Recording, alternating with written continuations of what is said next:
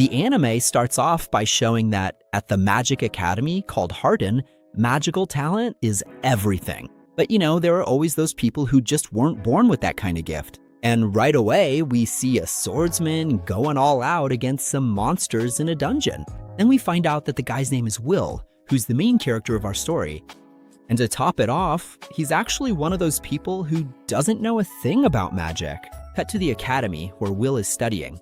The teacher calls him up to activate a spell on a stone. But since Will doesn't have any magic, everyone starts making fun of him.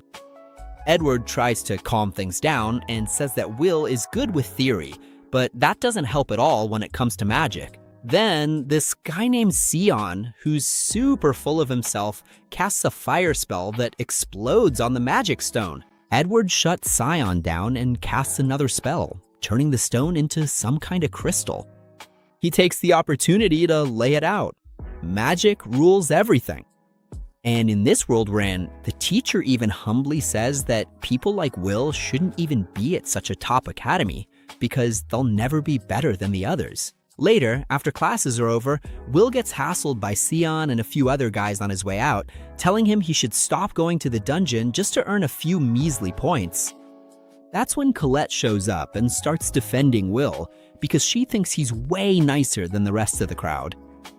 Sion, just to top it off in the worst way, says the title of mage is too much for him and takes off. Then the two of them start talking and Cole says he shouldn't pay attention to what they say, not to mention that the teacher went too far trying to humiliate him in class. Will, ever the charmer, thanks her and says he loves it when a beautiful girl like her stands up for him. The girl gets all flustered and asks if he says that to everyone, but Will swears he doesn't, that his parents always taught him to compliment ladies, and that he really does think she's very pretty. The girl almost has a meltdown but tries to keep her composure since she comes from a noble family. Suddenly, Will and Cole start staring at a protection spell that's up in the sky. Will starts explaining that a long time ago, some sinister villains had spread darkness throughout the kingdom, but then 5 wizards showed up, cast a protection spell, and wiped out the darkness, freeing everyone. He also says that these wizards were known as the Vandermages, which is basically the highest title for the most powerful mages in the kingdom. The girl asks if a mage named Alvis is watching them from the magic tower, and Will, ever the optimist, says yes. Then we meet Alvis, who's up in the tower, and there's a flashback to when Will was a kid. Will and Alvis had been best friends since they were kids and promised each other they'd become the most powerful mages so they could become Vanders. But that promise never really happened because the girl was insanely talented and became the youngest Vandermage in history. Unlike the main character, who's just an ordinary student with no magic at all, but still dreams of becoming a Vandermage. Back in the present, the magic teacher, Wagner, scolds Will, telling him to stop going into dungeons alone. Will gets really embarrassed and starts apologizing. Wagner says that, even so, he managed to defeat a monster, and that'll earn him 2 credits. Then Will and his little cat, Kiki, get super happy. Wagner also says that if he really wants to become a Vander, it's gonna be very complicated, because first he needs to get into the Advanced Institute and earn a bunch of credits. Not to mention he needs both theoretical and practical knowledge in magic. And since he doesn't have any magic, it's gonna be 10 times harder. Will tries to say that he'll do his best, but Wagner cuts him off, saying that without magic, it's almost impossible, and even adds that he doesn't even know if Will will graduate since he hasn't earned any credits in the exams. To make things worse, he warns that by the end of the week, Will needs to have at least 4 credits, or else he'll be expelled from the academy. The protagonist starts to panic, realizing he only has 2 days to do this, and begins reviewing the books to see which monster he can defeat to earn the credits. At that moment, the professor mentions that he thinks there's a monster called Baskerville on the 6th floor of the dungeon. Will gets super excited and thanks him for the information. But Sion was eavesdropping on the conversation and runs off to the place because he thinks that if he defeats the monster, Will won't get the points and he'll be able to get Will expelled from the academy. A long time later, Will heads to the dungeon all happy, thinking about facing Baskerville and earning the 4 credits. Kiki goes along, and Will tells him to watch out for the monster's fire breath. He also asks Kiki to help because it seems like the cat has a good nose for tracking monsters. Meanwhile, Cien and his crew are already in the dungeon. The guy's friends ask if he's sure about what he's doing. Cien, all full of himself, doesn't even answer, but thinks that someone like Will, who doesn't have magic, shouldn't even consider becoming a Vander. Suddenly, one of Sion's friends gets hit by the monster. Will hears the other friend's screams and rushes over there. When he gets there, Will sees that Sion is fighting an evil sentinel and is shocked to find out the monster is worth 10 credits. He thinks that this creature should be a few floors lower. Sion's magic doesn't even faze the beast. Sion starts to panic because he doesn't want to become just another statistic. But Will wonders if it's even worth saving the guy, since he's always giving him a hard time for not having magic. Then Will remembers his friend who said he was a kind person and always willing to help others. That's when she gave him the glasses he uses in battles. In the end, Will decides to put on the glasses and go on the attack against the monster, right when Sion was about to get roasted. The protagonist blocks the attack and thinks he's about to become a lone swordsman. Cut to another scene. Edward rushes in, desperate to tell Wagner that Sion and his students went into the dungeon. When he hears they're on the 6th floor, Wagner stays totally calm and tells him not to worry, because Will is there. Back in the action, Will is going all out with his attacks, and unlike Sion, is actually giving the monster a hard time. The two teachers are watching the fight through a magic orb, and Edward is impressed by Will's power. Wagner explains that Will's case is different from the others because even without magic, he has superhuman strength, not to mention the combat skills that make him a war machine. Suddenly, Will manages to cut off the monster's arm, the one holding the giant sword. Next, Will grabs the monster's sword, and the creature tries to attack with a powerful lightning strike, but Will blocks it and counterattacks with a slash that causes a massive explosion, taking the beast out for good. In other words, in a world full of magic, the protagonist is the toughest swordsman and warrior of them all. Right after, Will goes to help Sion, but the guy is super pissed off. Edward, of course, didn't like at all finding out that someone without magic could be better than him. The next day, even after getting chewed out by Wagner, the protagonist was praised because the monster gave him enough points so he wouldn't get expelled. Then there's a flashback to the day the protagonist entered the academy. People made fun of him, saying he was useless because he didn't have magic. Until one day, Wagner took him to Principal Cauldron and she gave him a dagger. Then she summoned several magical attacks and the protagonist managed to block them all. Seeing the kid's talent, she let him stay at the academy. At that moment, the protagonist asked if he'd ever be able to climb the tower to be with elves, and she said yes, but he had to keep his determination and be responsible. She gave the boy some hope, right? Back in the present, Wagner explains that to become a bender, you have two options: create a new spell or earn 7,200 credits at the academy. But he warns that a lot of people there are lazy and don't even study, so they might not even graduate, which means there'll be extra classes. A few hours later, Colette and the protagonist meet up and talk about how tough the class was. Suddenly, they hear some students saying that it was Cien who defeated the evil sentinel. But even Cien doesn't understand how the protagonist was the one who took him down. At that moment, he sees the protagonist walking by and goes over to confront him, super angry. But then Colette stands up for the guy and Cien ends up leaving. Meanwhile, Edward is furious with the principal, demanding that she expel the protagonist. But she says that at this point it's too late, since he's already in his 6th year and aside from the magic thing, he's an excellent student. She even says that maybe he won't become a bender, but he could be a healer or something else. Since the guy wouldn't stop talking about the protagonist, Cauldron suggests they give him a test, and she tells Edward himself to create it since he knows everything about bender magic. After all, Edward is known as the Dark Viper Mage. Back to the protagonist, he grabs his books and heads to the library to study history. And man, the guy is a genius when it comes to theory. His friend asks how he knows so much, and Will answers that if he loses even a single point, that's it. He won't get into a good college. The girl notices he's got a callus from studying so much, and she gets all worried, wanting to get rid of it for him. Then Edward shows up and tells Will to go to the spellcasting room right now. When he gets there, the protagonist thinks it's just some extra class, but the guy immediately launches an attack right next to him and says it's going to be a test because of his poor performance. He just has to land one hit to pass. And he even says that if Will passes the test, he'll earn 5 credits in spellcasting, but if he fails, he's out of the academy. Then we see that the protagonist really wants to stay at the academy. At that moment, Edward starts casting a dark magic spell on the protagonist. Switching scenes, Wagner is on his way to talk to Cauldron.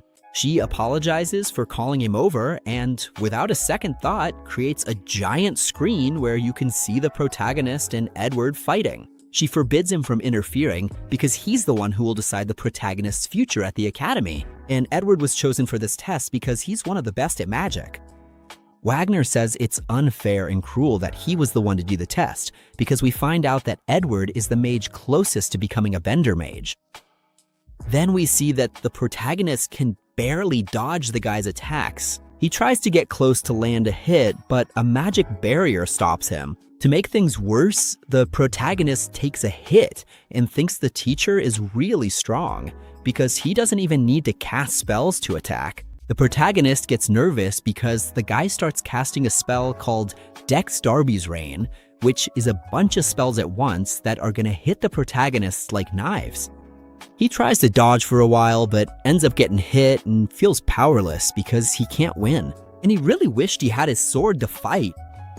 Switching scenes, we see Violetta super worried about the protagonist, thinking Edward must be making his life hell. And right at that moment, who shows up? Kiki, all beat up. The cat starts scratching at the protagonist's closet, and Violetta realizes she wants something in there and opens it to see what's up. Meanwhile, the protagonist is lying on the floor, and Edward throws out "being a bander is way too hard for you." He even adds that if the guy can't even beat him, imagine actually becoming a real bander. Even after being humiliated by the teacher, the protagonist doesn't give up and says he's going to become a bander. Yes, sir. He gathers what strength he has left and pushes the guy off him, and he even says that his motivation to become a bander is to be with the person he loves, which, everyone knows is Alves. This makes Edward boil with rage, calling the protagonist impure and saying he'll never be with her. That's when Violetta shows up and tosses the protagonist's sword to him, which had been stored in the locker. Will gets his confidence back, easily blocks with his sword. Then the teacher goes after the boy with everything he's got, and the protagonist compares himself to a dwarf warrior from the old days who managed to hit a mage, proving that you really can stand up to those who think they're superior. At that moment, the protagonist leaps into the air and, with a single strike, breaks through the barrier, leaving the two of them face to face. But in the end, the protagonist comes out on top because of a cut he makes on the teacher's cheek. Then Edward leaves, saying he earned 5 credits in sorcery. Meanwhile, in a parallel scene, Cauldron and Wiener are chatting about what happened because they couldn't believe what they saw in the fight. Wiener thinks the protagonist managed to break through the magic barrier and even attack the teacher from a blind spot. In other words, it's clear that the protagonist beat magic with his sword, showing that it can even overcome the magic of a wizard as strong as Edward. After that, there's a flashback to when the two friends said goodbye to each other. After giving her the glasses, the protagonist promises that he'll become a bander so he can watch the sunset from the tower, and the girl starts crying with happiness and says she'll wait for him. Back in the present, we see the protagonist delivering newspapers. He was just walking along when he tripped, but thanks to his skills, he managed to catch all the newspapers except one. Then he notices that his friend is on the front page and sees that she was the first person to invent 2 spells. But he also reads that the Higher Institute sent a mission to the protagonist's academy, and that mission came from Alvis herself. Right after that, the protagonist meets a guy named Rusty. He asks if the protagonist can create a magic item because he needs an ice core from the Frostwalkers. They need several magical catalysts, and he'll get paid if he manages to get them. We find out that Rusty really knows his stuff when it comes to making magic items, and he gives several to the protagonist before he leaves. Shortly after, the protagonist arrives at the dungeon and sees that there are a bunch of mages there. He thinks he wouldn't expect anything less from a mission coming from Alves, but then Xion shows up and takes out several guys with a single spell. He thinks the Frostwalkers are nothing to him compared to what the protagonist did the other day. Will starts running, because if he doesn't find any monsters, he'll lose the mission. The protagonist heads somewhere else and sees that a girl is in danger. He takes out the creature in a single blow. The girl thanks him right away and is surprised that he didn't use magic. She introduces herself as Iris. Switching scenes again, we go to the classroom, where Wiener is explaining that if someone creates a spell, it will probably be named after them, and they'll go down in history. Then, a student asks if Alves is amazing in that regard, and the teacher replies that there's no one in the world who has managed to create 2 original spells. That's why she's considered one of the best mages in the entire kingdom. Cole tells her friend Rose that she thinks it's amazing that she used to be friends with the protagonist when they were kids. Then Rose starts teasing her, saying she's jealous. Cole gets all flustered, but the teacher immediately tells them both to be quiet. Back to the protagonist, they're having a conversation and someone asks Iris if she doesn't hate him. The girl replies that there's no way she could hate the person who saved her. And even though he's known for not having magic, the girl says that everyone has their own gift. At that moment, the protagonist starts explaining that the world they live in is kind of fake, you know? Like, the mages put a seal in the sky to protect them from the darkness, so the sky they see is basically a magical creation. The thing is, they're hoping that one day they'll get to see the real sky. Iris interrupts his thoughts and says she had the chance to meet Alves. What happened was, Iris was in trouble in a dungeon, surrounded by monsters, and Alv showed up with ice magic and saved her. Iris gets all excited telling the story about her conversation with Alves because she's a fan of Alves, you know? And she's super grateful. That's why she's helping collect the catalysts. Suddenly, the main character notices something strange. Frostwalkers leave a trail of ice wherever they go, right? But the trail there was like twice as big as usual, so he immediately realizes there's a giant Frostwalker nearby. The main character takes off running in that direction, and Iris is left confused, wondering how he knows all this without having any magic at all. But he just replies that there are things you learn in theory, and that he's got the know-how when it comes to magical artifacts and dungeon knowledge. And wouldn't you know it, suddenly a giant frox appears right in front of him, a super powerful creature. Iris hugs the main character, thinking that creature must be worth 6 credits, it's so strong. Then the beast attacks, but the main character pulls Iris to another spot and tells her to stay put because he's gonna take down the monster. But Iris warns him that physical attacks don't work on the big guy. The main character, totally confident, tells her to relax, that he's already taken out plenty of these before. The monster charges up a sinister-looking beam, but the main character is way faster and starts running circles around it. Then he starts attacking with one of the gadgets Rusty had given him. After running circles around the monster a bunch of times, he manages to neutralize its attack and sets the rope on fire, which burns all the way through, taking the monster out instantly. The main character is super happy because his friend's gadget worked perfectly. Meanwhile, Iris has a different look on her face, thinking that the rumors were true. She's thinking about how to give a uniform to someone else. Then the main character says he already has enough catalyst stones and that they can head back. A few hours later, we go to the tower where the Vanders are.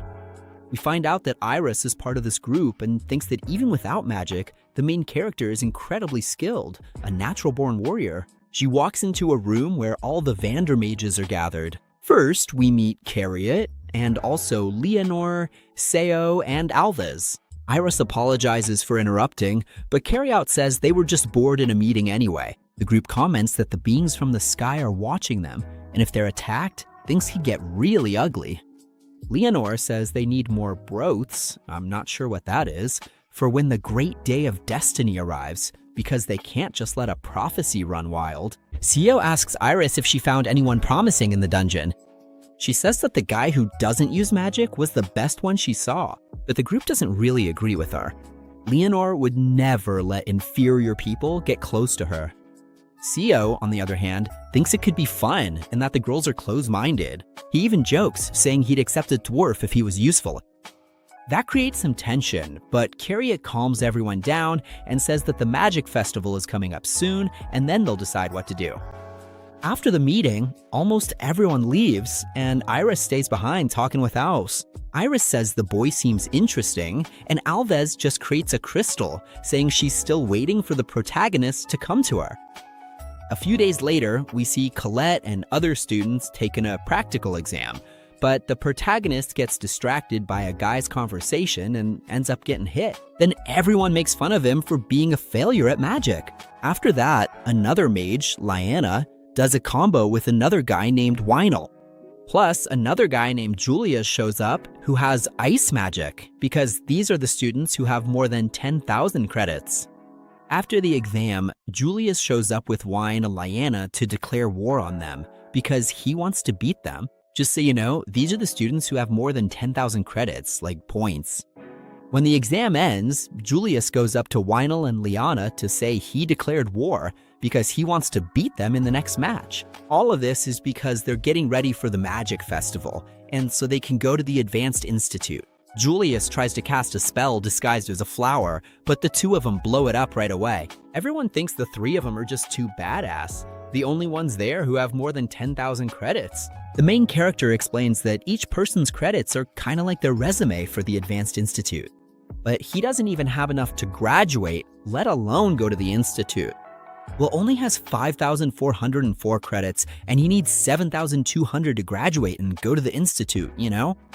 Then Julius shows up in front of the main character and treats him like trash. That's when the main character remembers that the Magic Festival's coming up. A little later, at lunchtime, Violet tells the main character that he should focus on other things. Usually, every student tries to show off with their spell to get recruited by the Institute. Then the main character starts explaining that the Magic Festival happens every 2 years at Highgarden Academy. There are a bunch of competitions at the festival, and the big shots from the Magic Tower always show up to recruit students. Then, while talking about Vandermagic, Mina interrupts the main character and reminds him that the tower has 4 factions: the Wand of the Lord of Thunder, the Wand of the Sacred Elf, the Wand of the Flame Emperor, and the Wand of the Ice Maiden. She says that if one of these factions picks him, like at the festival, he's already guaranteed a spot in the tower. Mina also says that there will be some guys called Watchers, like Iris, who will be looking for talented people while disguised as regular folks. She also tells the main character that if he takes part in the tournament, people will change their opinion of him, but he says he's just going to help organize the event. In the end, the main character says he doesn't want to participate because a few years ago he tried and totally messed up, ended up super embarrassed. Then the two of them see through the window that the students are already practicing their spells. Mina thinks the festival would be a good way for the main character to promote himself. Next, they head to the lockers. After helping the main character, Mina notices something, and Kiki undoes some spells that were on a locker door. Guess what? They find a secret staircase right there in the middle. When they get there, they run into a bunch of students making illegal bets. At that moment, Scion shows up, and Violet threatens him to stop bothering the main character. Scion's friends start saying that he's worried about the top 3 students. That annoys him, but everyone hears it. In the end, Scion says he's just a little worried, but he knows that in practice, his level is the same as Weinel's and Leonis. Later, the main character finishes his classes and Kahlo invites him to go to the dungeon with her, but he has to work and says he can't. The girl gets really sad because she wanted to spend some time alone with him. At night, the main character heads to the outskirts of the city where the miners are. That's because his other job is being a waiter at a tavern. An old buddy of his says that life hasn't been easy for him since he knows he works as a newspaper delivery guy, a waiter at the tavern, and still studies.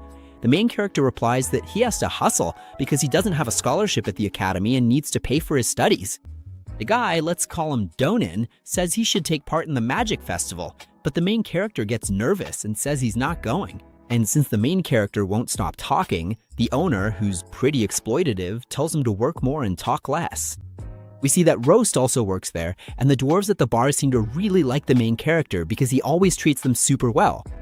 After a few hours, Roast suggests that his co-worker ask Winner about a job because he doesn't make much money there. Then the main character says he's already gotten used to dealing with them and that he gets along really well with Donan and the rest of the crew. He's being honest, knowing that the dwarves are honest people who love a birita and have always welcomed him with open arms, regardless of what he does or says. That's why he considers them amazing people and wants to continue the camaraderie. He even says he has the utmost respect for all of them. Right at that moment, a spoon falls to the floor, and who appears? Julius. The guy arrives with a super arrogant attitude, thinking the place is the epitome of low-class behavior. Seeing the protagonist working at the tavern, he starts mocking him, calling him incompetent. Donnan, seeing this scene, immediately starts glaring at the guy, but Julius tells him to stop staring like that because he considers dwarves an inferior race that came from another world. To make things worse, the guy sits there because there weren't any other open seats at that moment. The protagonist explains that, back in the day, the celestial beings destroyed the world the dwarves came from, and that's how they ended up in this world. But if a dwarf so much as touches a mage, their whole race pays the price. That's why there's all this heavy discrimination, and the guys won't stop making fun of everything.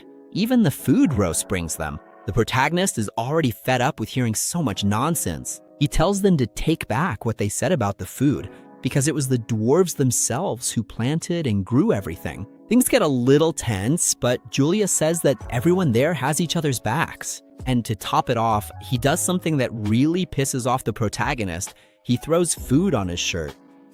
Julius's friends try to step in, but in the blink of an eye, the protagonist knocks both of them out.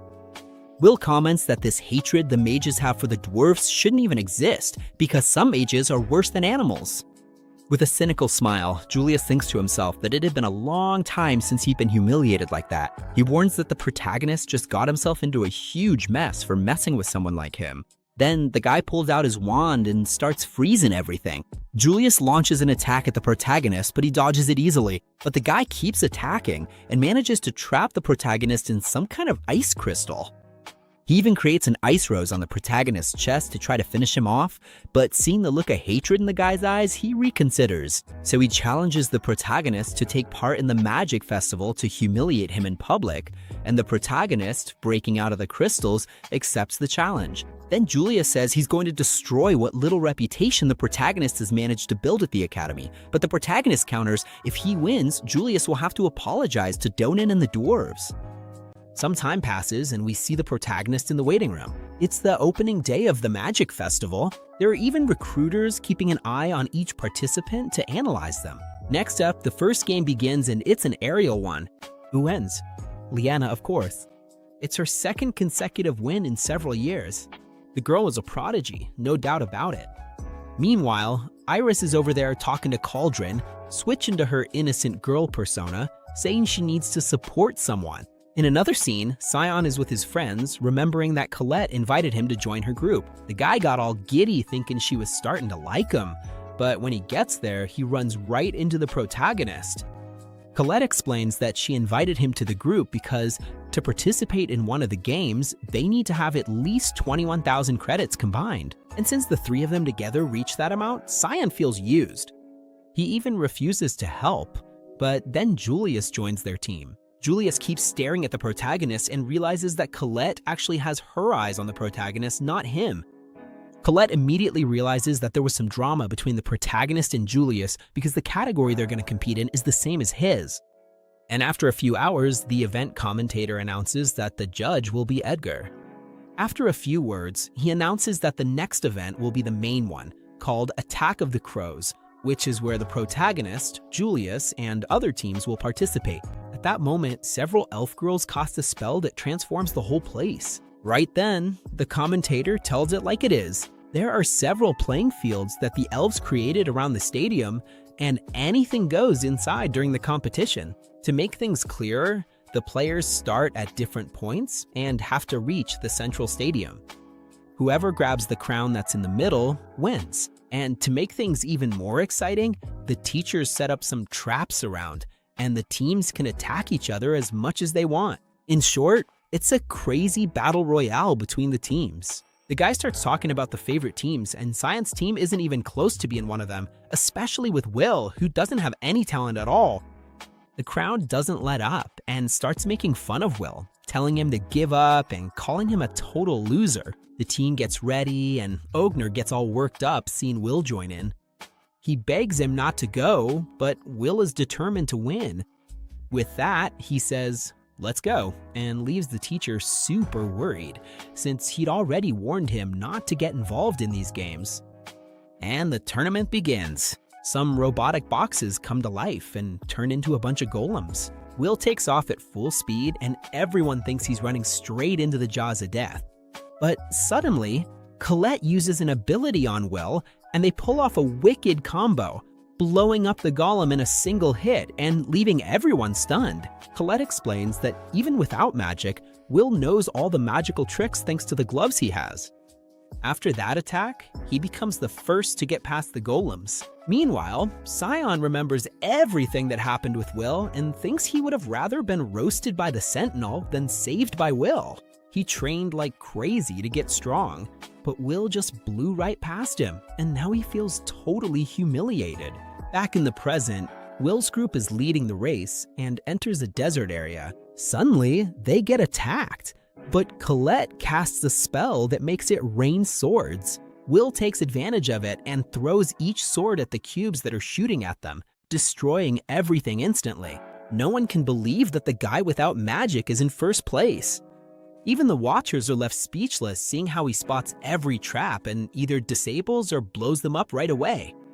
Edward explains that all this skill is because he's a dungeon rat, since if you remember, he used to live in the dungeons to make a little cash. Sirius is cheering for him from the stands. Meanwhile, the other teams are struggling with the traps, but Will is just showing off and cruising through the map with no problem. In a parallel scene, Julius is super worried because he hears the crowd in the stadium cheering way too loudly. He asks his teammates to check things out with their search abilities, and they tell him that Will is leading the race. He relaxes a bit and says he'll take care of it. Back to Will, they're attacked by some nasty traps that Edward set up, but Will manages to defend himself, which makes Edward furious because he didn't expect Will to get through so easily. Suddenly, the group enters a forest, and Will barely dodges a lightning bolt that Julius throws at him. Will gets really nervous because he didn't expect the guy to catch up so fast. His plan was to get there first and wait to attack, and he wonders why Julius is alone. Without thinking twice, he fires off several spells that attack Will like missiles. Will thinks the fight is about to go down right there, and suddenly there's a huge fire explosion because Scion showed up to lend a hand. Or at least that's what we thought, because Scion is furious, and Colette tells Will to run, since the guy is about to go all out and attack his own teammate. Will manages to protect himself with an earth shield that he pulled out of who knows where. After the attack, Scion says that actually, the attack was meant for Julius, to get him out of the way, but it was so strong it opened up a path of fire. Scion admits he pushed Julius aside so he could have a fight with Will, because he's bitter about being outdone by Will's talent. Will can't even believe he's hearing these words from his own teammate. Talk about awkward, since they're supposed to be a team, right? But Scion, out of nowhere, launches an attack at the protagonist, saying he's a despicable person and that he doesn't need any more reasons to take him down. Colette tries to step in to defend him, but Julius creates an ice barrier, stopping her from getting close to help the protagonist.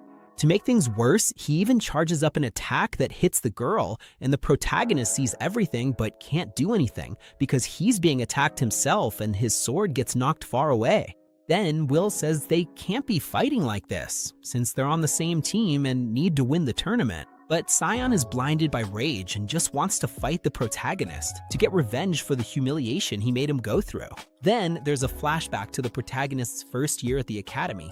We see that the boy felt really bad, rejected by everyone, and Scion tried to make him his subordinate so he wouldn't feel so down.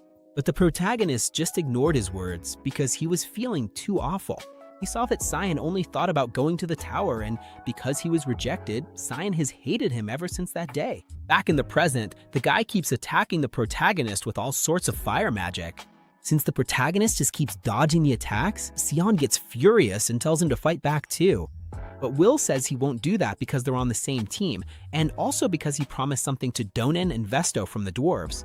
Hearing that, Scion says that in that case, he'll finish him off and turn him to ashes. Meanwhile, the crowd watching is left speechless, seeing teammates going at each other like that. Edward even comments that they should focus on getting the crown and that this ugly fight is gonna look bad for both of them because the Watchers will see it as a negative and won't want to recruit them for the magic tower.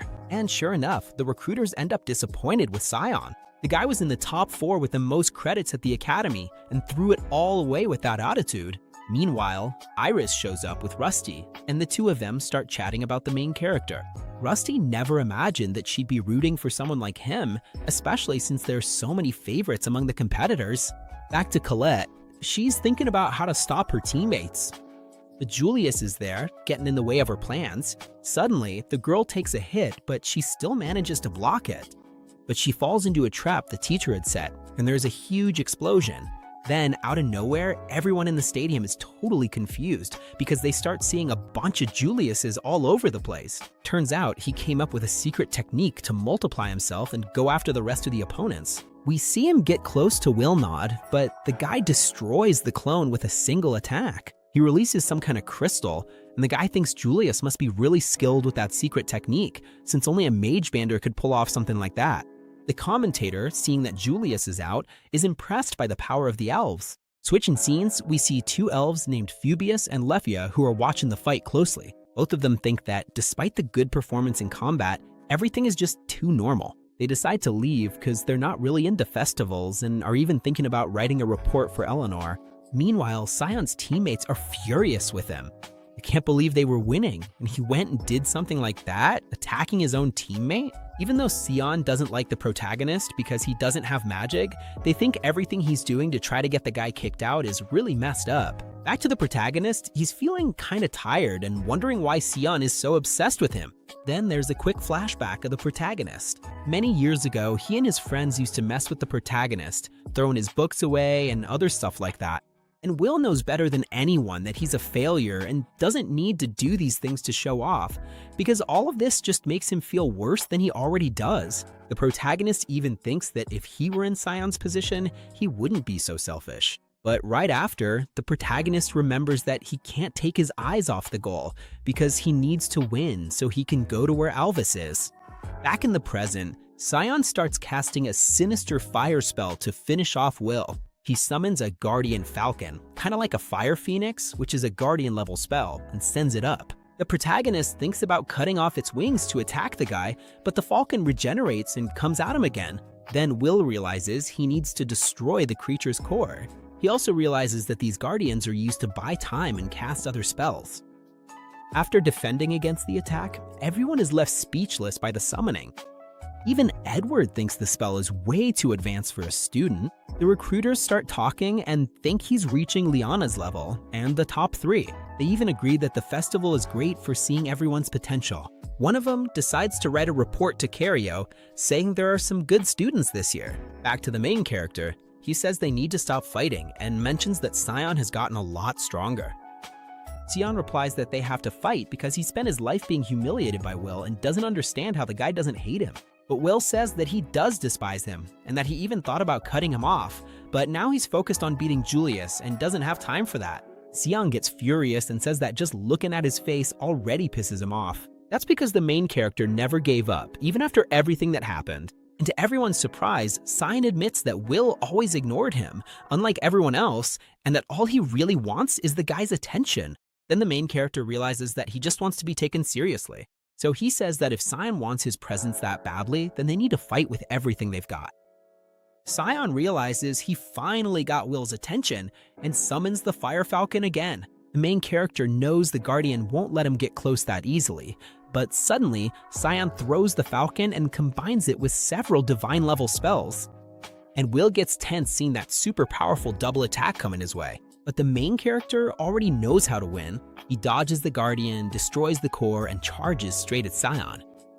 But out of nowhere, Violet shows up and creates an earth barrier, making the main character run right into it. She tells him to stop, saying he hasn't beaten Julius yet, but the guy has disappeared. Scion gets super worried about Violet's clothes and says that a noble like her shouldn't be dressed like that. But she says it's his fault for starting a fight with the main character. Violet tells Will to go on and settle things with Julius. Scion tries to say something, but Violet cuts him off and tells him to stop interfering. And being the obedient guy he is, he has no choice but to listen. The main character thanks her, and she blushes. So deep down, she liked it. She even says that he can fight Scion another time. At that moment, the main character flies off, and we see Julius entering the stadium. Everyone thinks his team has already won, but suddenly the main character falls from the sky, making a huge crash. Will says it's time to fight, and Julius is happy because he's gonna get to humiliate him in front of everyone. In a parallel scene, Albe is relaxing by the window in the tower, but then an assistant from the Ice faction, Maris, shows up and gives her a smack on the head to wake her up. Maris says that all she does is sleep and look down at the world from above. Then the girl hands her a paper with the top candidates for the Ice faction, and Julius is in first place. Maris tells Alba to consider making him her successor as Bender. Back to the protagonist, the mood is tense, and Julius thanks him for coming since he was bored and wants to beat him up and humiliate him once and for all. But the protagonist replies that he won't lose until Julius apologizes to Donnan and the rest of the dwarves. So Julius, without thinking twice, creates a smokescreen with his ability to attack the protagonist without any trouble. But the protagonist is able to sense Julius's presence when he attacks, but just as he finds the guy, he gets hit. The protagonist is stunned to see that right in front of him, Julius starts summoning a bunch of clones of himself.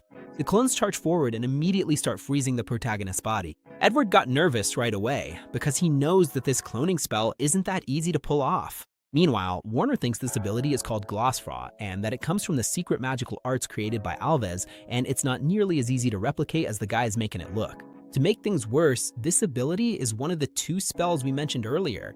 The protagonist asks how he can use Alva's magic, and the guy thinks he just studied and has pure talent.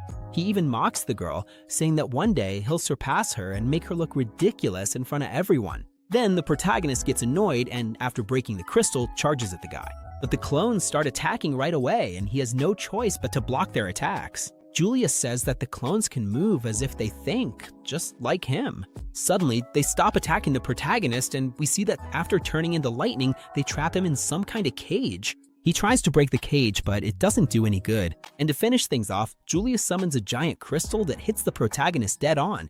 Everyone is shocked by the guy's insane power. Edward thinks he won without even moving from his spot. Julius, all full of himself, starts talking to the recruiters, thinking that with Alva's magic, he proved he's way superior and could be the girl's successor. Everyone starts applauding him, and Iris thinks he managed to fool the protagonist, even though he's skilled. So she thinks he's a real strategist. But suddenly, Julius is stunned when he sees the protagonist break free from the crystal with a single slash. He can't believe the guy tanked such a powerful attack. The protagonist thanks him, saying he was able to keep a cool head because Julius insulted Alves. Then he decides to attack again, but the protagonist, using his insane speed, takes out Julius's teammates with a single blow. Edward realized that he used the same strategy of hiding and finishing off his opponents like he did with him. And we see that Julius's clones disappeared because the protagonist was using them as support for his own teammates. In the end, he mocks Julius, saying that he can only use a crumb of the real power that Elvis has. Those words make the guy really pissed off. Meanwhile, Alves tells Maris that Julius could be a good successor, but the person she wants by her side is the best swordsman there is, which is clearly the protagonist. Back to the protagonist, he says that even though he can use the cloning ability, it's not perfect because he has to use magic the whole time. He was only using his companions because, honestly, he hasn't even perfected the technique yet. This makes Julius even more irritated, and he summons an ability and brings out several clones again. He also summons some spells from the sky, which the protagonist dodges easily while avoiding the attacks from the clones. Julius thinks the protagonist has a bit of a point, because for now he can only create 4 clones and he'll never know which one is the real one, since they all look exactly the same. And he figures that for now, he'll have to stay on the defensive. But suddenly, the protagonist finds the real one, and when he charges at him, Julius can barely manage to create an ice shield. Even so, the protagonist manages to break the shield and hurts him badly. Julius asks how he knew it was him, and the protagonist answers that it's because of the clone's temperature. Since he hasn't mastered the technique, they give off a bit of smoke, like they're letting out cold air. Julius gets really upset and asks how someone without talent like him could know this spell better. The protagonist tells him and Alves that they were childhood friends, like they grew up in the same orphanage, so he knows the girl's magic better than anyone. Everyone is left speechless, and the protagonist admits that he knows all the strengths and weaknesses of his friend's magic.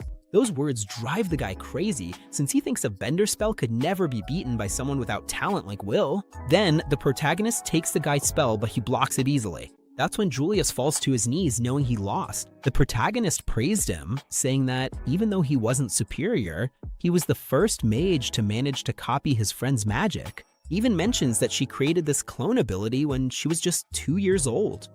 Everyone was shocked, and the protagonist even says that because of this, the magic isn't perfect and has its weaknesses. Those words really hit the guy's ego because in the end, the protagonist basically said he was at the level of a 2-year-old child.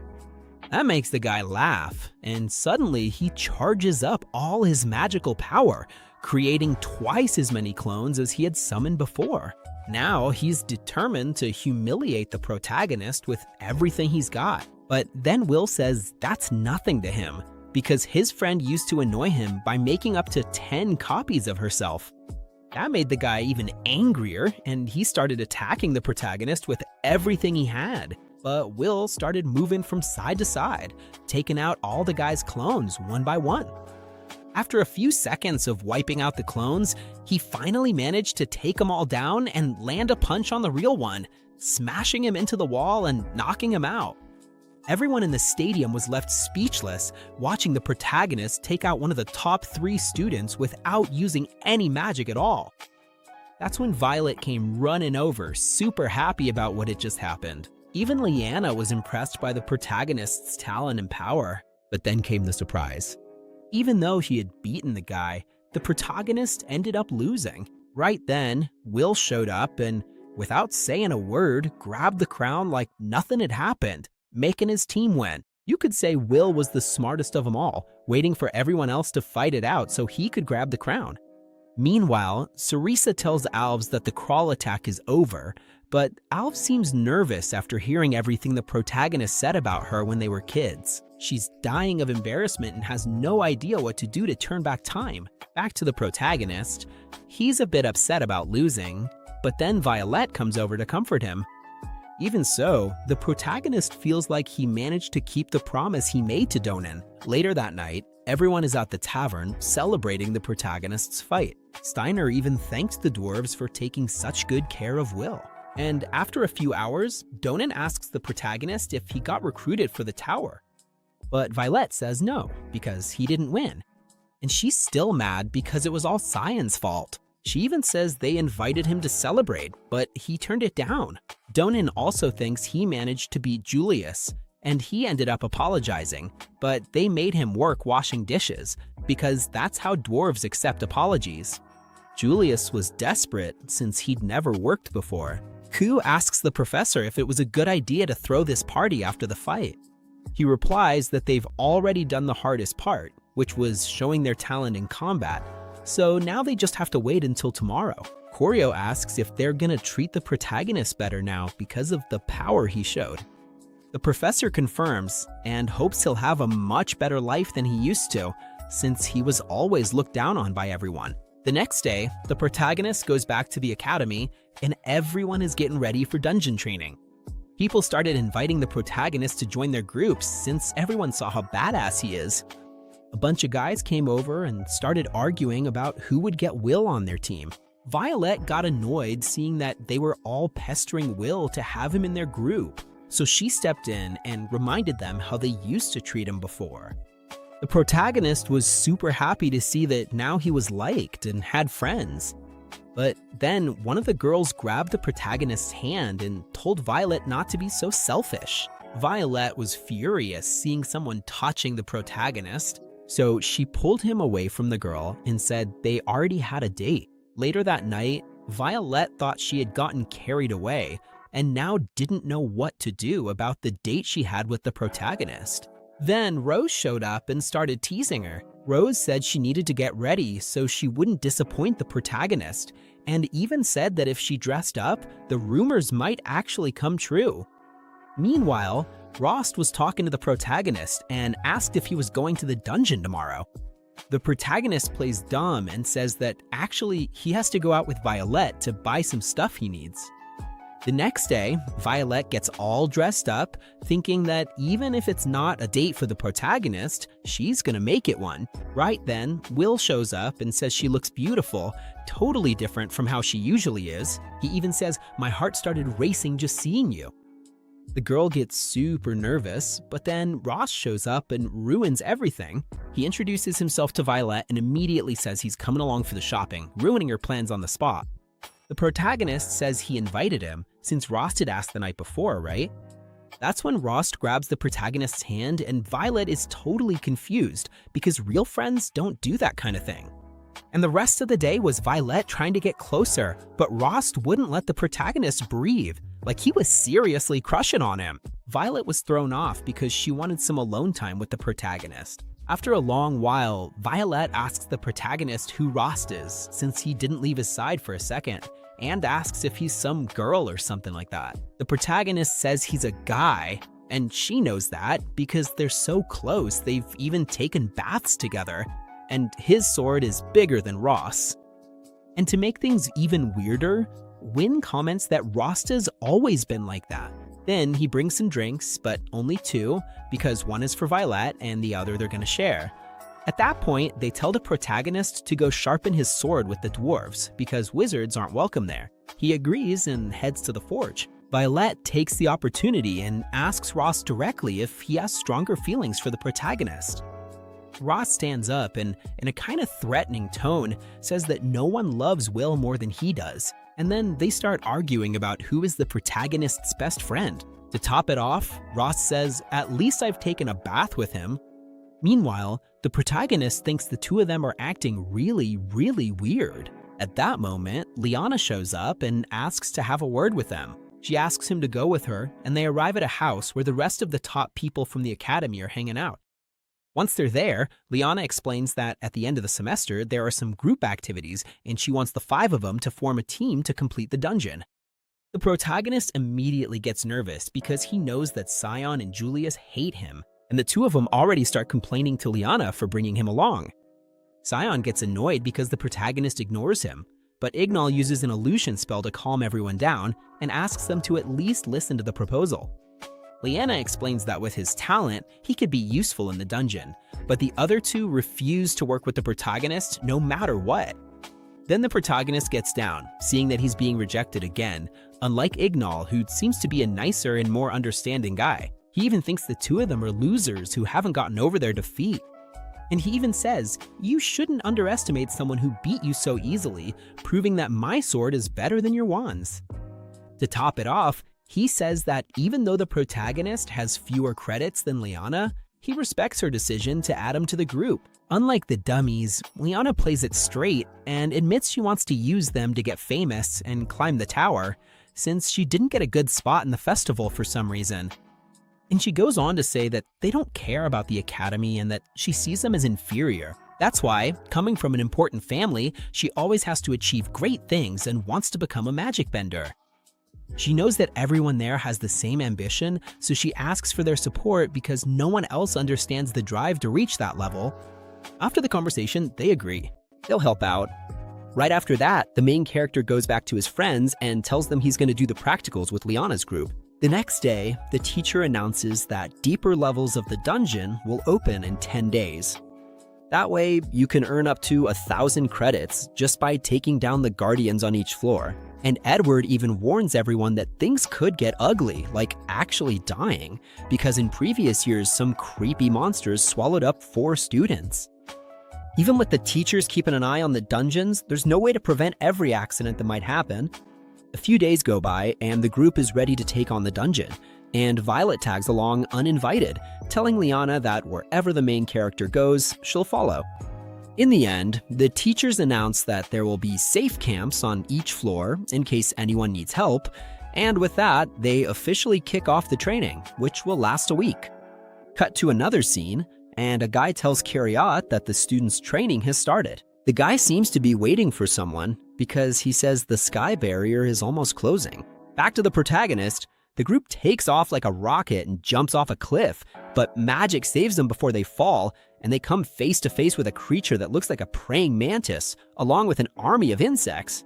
Then the protagonist thinks he should act as a shield for the mages, but Inu stops him because Liana starts fighting hand-to-hand and completely wipes out the creatures. Gwenelle comments that in the Owens house family, she's an exception for fighting like that. Mina, all confident, thinks they need to move forward as quickly as possible because the credits aren't that important. Then there's a flashback to when the professor was giving Wynne some advice. Wagner had said that the most important magic in a dungeon is search, to sniff out any enemies. And back in the present, the protagonist doesn't sense the presence of a boss, and just as Junis barely manages to defend him, Ino already gets nervous, because without magic, it's tough for him to track down enemies. They take down a bunch of monsters, and Ino thinks the protagonist is weaker than he expected, telling Liana that maybe she was wrong about him. The girl, totally chill, says maybe it's because he hasn't had a chance to act as a shield yet. But when they get to a lower level with stronger enemies, he'll show what he's made of.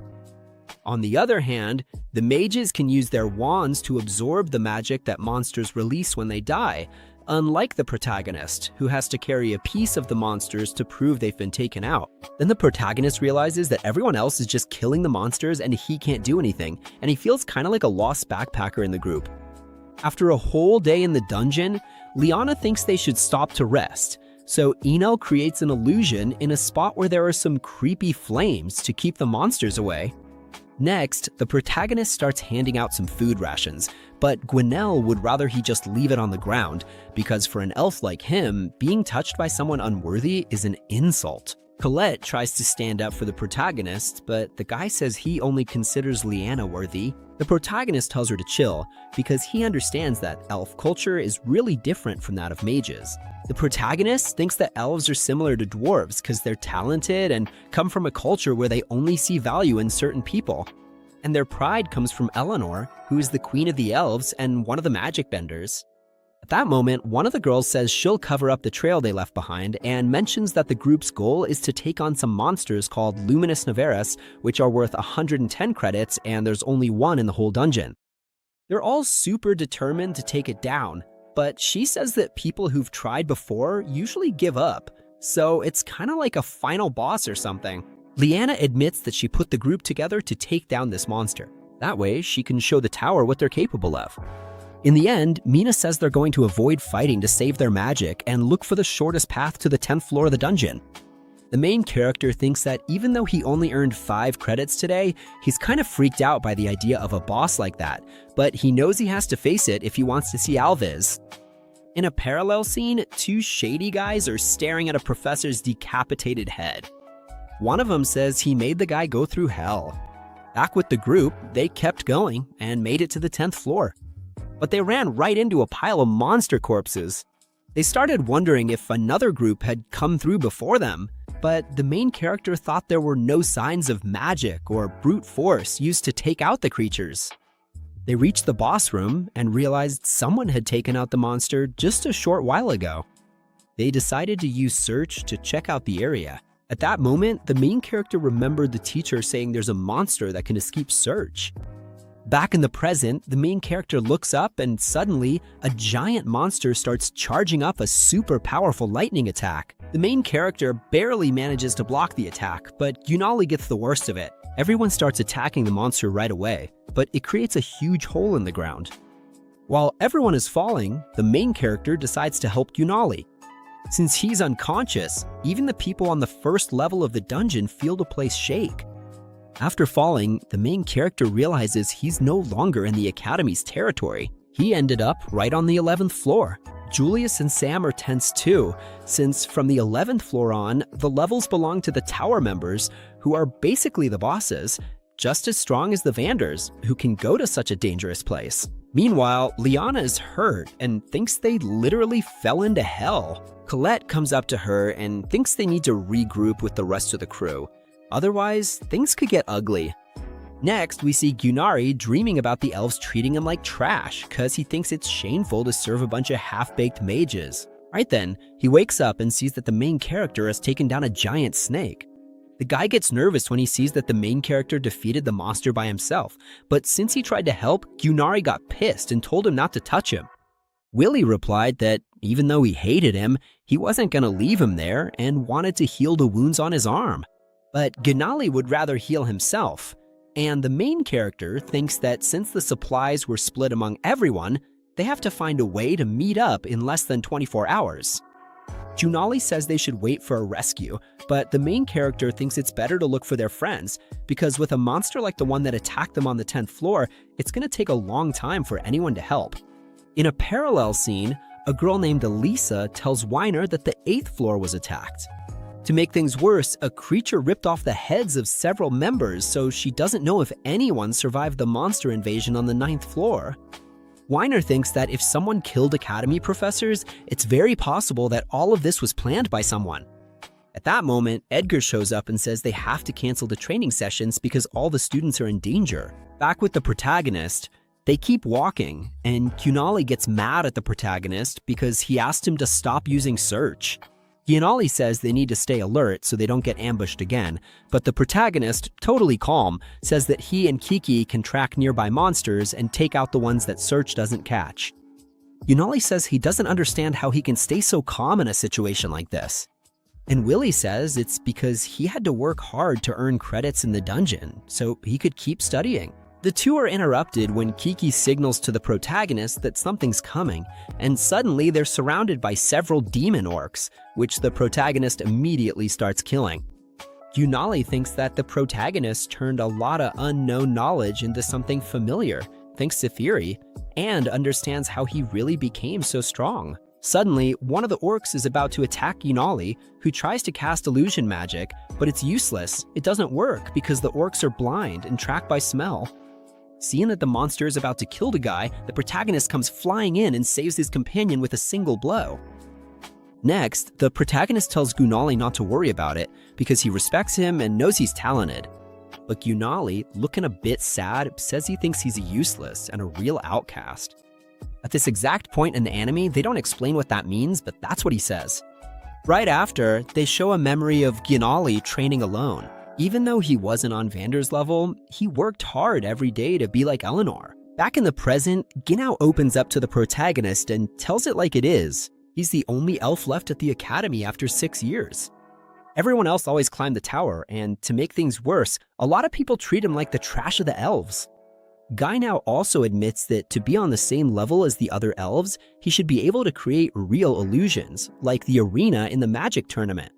But unlike them, he can only create illusions that don't actually affect anything, that are only good for distracting enemies. Even so, the protagonist thinks he's got some serious talent, but Ginao throws back in his face what the girl had said, that the academy students are like the masterpieces of the group. Meanwhile, Leanna explains the same thing to Call. The truth is, she's only popular at the academy because the tower only values people who stand out in something important, like creating new spells, just like Alvis did. Leanna says she was even classmates with Alvis, but since the girl was more talented, she moved up really fast. Back to Will, Ginao drops a bomb that leaves him stunned. Just like the protagonist, he grew up with Eleanor and was always totally into her. He thought they'd be together forever, until the day they found out she had the power to create the King's Forest.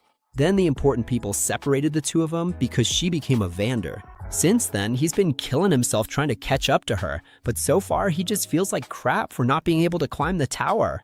At that moment, the protagonist gets all happy and says that now he gets it. He felt like something connected the two of them, because they both went through something similar with their crushes. Winnon asks him to leave and let him be, but the protagonist, who has a huge heart, says he's going to take care of him until he gets better, because he knows Winnon is a badass mage.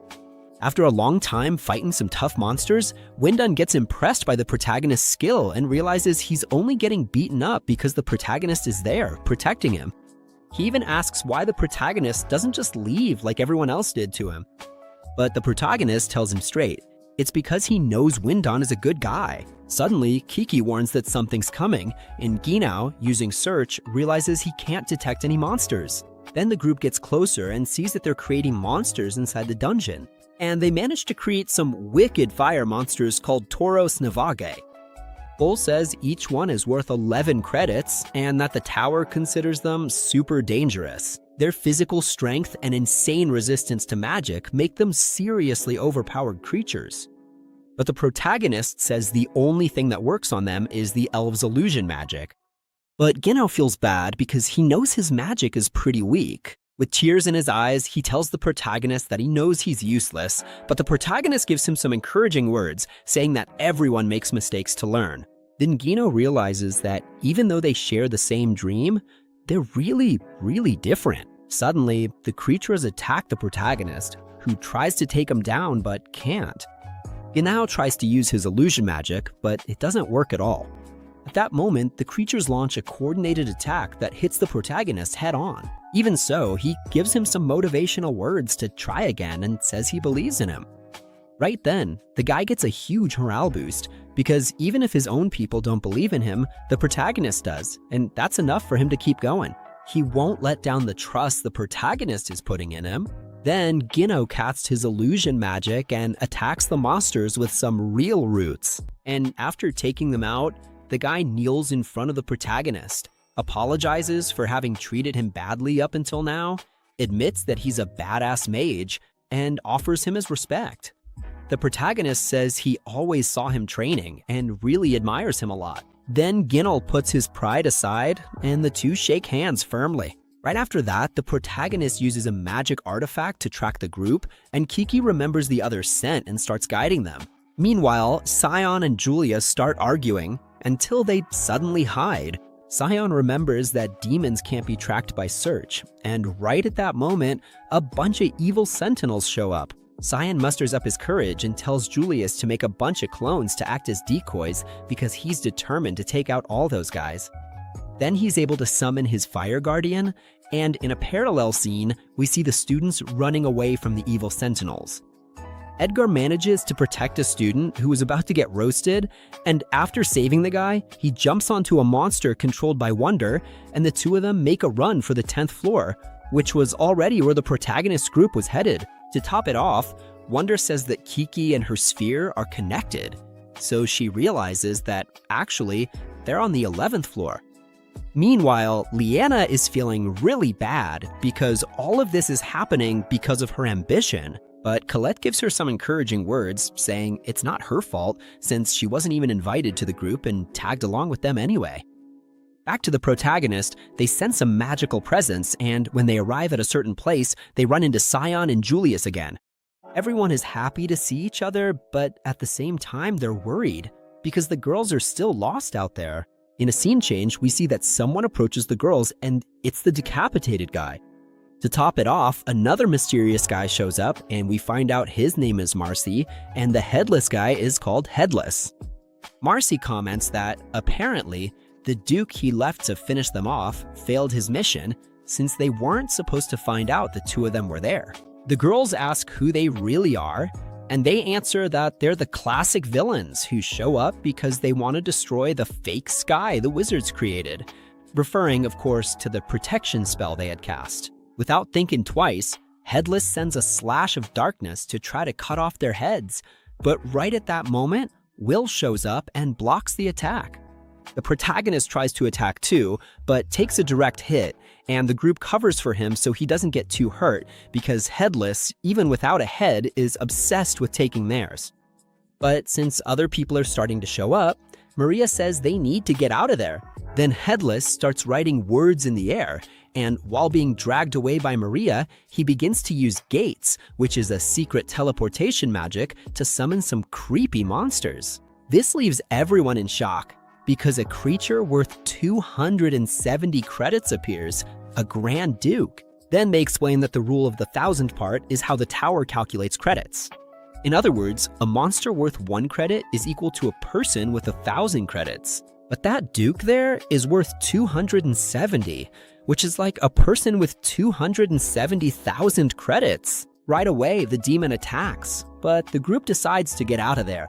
Windle tries to buy some time with his abilities, but the monster destroys the barrier he had created. He attacks Windle, but the protagonist manages to save him in time. After escaping the place, Will mentions that he had already read about the Grand Duke. The protagonist says that he's almost at the top of the demonic monsters, not to mention that they usually stay on the 25th floor of the dungeon. The group gets super nervous and comments that maybe it was because of the gate that Headless used. After a long time, the group can barely manage to hide, and we see that the monsters are still looking for him. They find themselves in a tight spot, trying to figure out how to get out of there, since it looks like the Duke sent a bunch of sentinels to search for them in the area. Julius even seems kinda desperate, but the main character says there's a way out. Take down the Grand Duke, because demons follow a power hierarchy, and without defeating the leaders, the chain of command should fall apart. That makes Julius think the main character is completely nuts, but Will says he has a plan to beat the monster. This annoys Julius, who says that nobody would trust him, but Ginal stands up for the main character, saying he trusts him because he's already saved him several times. Colhayton also thinks they should support the main character, which really surprises him. To top it off, Gina tells Liana that she let the main character touch her, so she expects her to trust him too. Then Liana says that she was always mistaken, because more than just the group shield, the main character is the true leader. Even so, Julius doesn't really trust the main character's plan, and Will says they need his power. On top of that, he says that if he helps, he'll teach him a secret about Alvis's power. And then we see the main character running and luring the monster. At that moment, he comes across several clones of Julius, and the monster starts attacking them. Right then, we find out what the main character had told his friend. If Julius used his clone ability, he could keep casting spells from where he left off. Even if the clone bit the dust, it's super handy for long spells, because if one clone goes down, the next one just picks up where he left off. And wouldn't you know it, the real Julius shows up right as the clones are finishing their spellcasting. But even with their combined attack, it didn't even scratch the monster. To make things worse, the main character tried to attack the creature from above, but saw that its wings were completely indestructible. Remember, he had studied about the monster in the library? So they tried to distract the monster to buy Julius more time. But Julius went in for a direct attack and still did no damage. Everyone got tense because that was the strongest attack he had. The main character realizes this monster is a real boss, 270 credits. But he remembers that the ice attack managed to slow the monster down a bit. With that, he sees an opening to use his speed and try to land a hit on the guy. But the plan went out the window because the girl did hit, but the demon had a magic shield. She went flying, but the main character managed to catch her in midair. And just as they were about to get hit, Kiki put up a protective barrier. The barrier broke and the damage hit the protagonist's glasses. Meanwhile, the teachers show up flying at the speed of light, watching everything through the Grand Duke's orb. They're super worried, like, what is a demon of this level doing here? Back to Will, they hit the ground, but Gina helped cushion the fall, and the main character is on the ground devastated, looking at the glasses Alce had given him, now destroyed. Then Eliana says she's going to stay behind to distract the demons so they can escape. Gina says she'll go too, and the two of them charge into the attack. Scion is super nervous watching the fight get harder and harder, and he thinks the two of them are going to die. He figures that if they die, it's better to run away than to die for nothing. At that moment, the main character asks Scion to punch him because he's shaking with fear after losing his glasses. Scion takes the opportunity and lands a few punches, which helps the main character regain his courage to fight. Dude, he was about to crap his pants for real. So he asks Colette to take care of Kiki because he's going to fight. He doesn't get how he suddenly stopped being scared, but Colette says he's always afraid. He just doesn't even know what that is because he uses a wand. She says that unlike him, who uses a sword and has to fight up close, he faces monsters way bigger than he is. Even though she calls him useless and all that, he's really brave. After hearing those words, the girl goes to help in the fight, and Scion keeps thinking that she's absolutely right. Meanwhile, the main character thinks he needs to rip off the creature's wings to break through its defenses. And that's when Colette shows up to lend a hand. The main character thinks that even without his glasses and scared to death, he has to win because he's way more afraid of losing and seeing his friends die. At that moment, the demon charges up some lightning and throws it at the protagonist, but he's super fast and jumps into the air. Colette casts a spell to power up his attack, and the protagonist lands a direct hit, slicing off one of the demon's wings. Then, Scion manages to summon his guardian to get close and unleash a powerful fire attack. But it doesn't do any good, and he still gets hit. Everyone is shocked, realizing there's nothing else they can do to defeat the guy. But then the protagonist spots a crystal nearby, and looking up, he sees Rusty. The protagonist has a flashback that shows he's had a special ability since he was a kid. Will realizes that his sword also works like a magic wand. So Justasa asks Theon to cast a fire spell on him, and when he grabs the sword, it starts absorbing his friend's attack. Now he has a flaming sword. He charges at the monster, dodging everything, understands what he's capable of, and unleashes the final blow. He drives the sword into the beast, slicing the demon in two. Everyone is left speechless, shocked by what they just saw. The protagonist's sword returns to normal and he wonders what the hell just happened. But there's no time to celebrate because a horde of sentinel monsters and orcs comes running toward them. Lyanna thinks she doesn't have the strength left to fight these creatures. One of the demons was about to attack Julius, but suddenly several lights start shining in the area. A divine summoning appears and destroys all the demons there.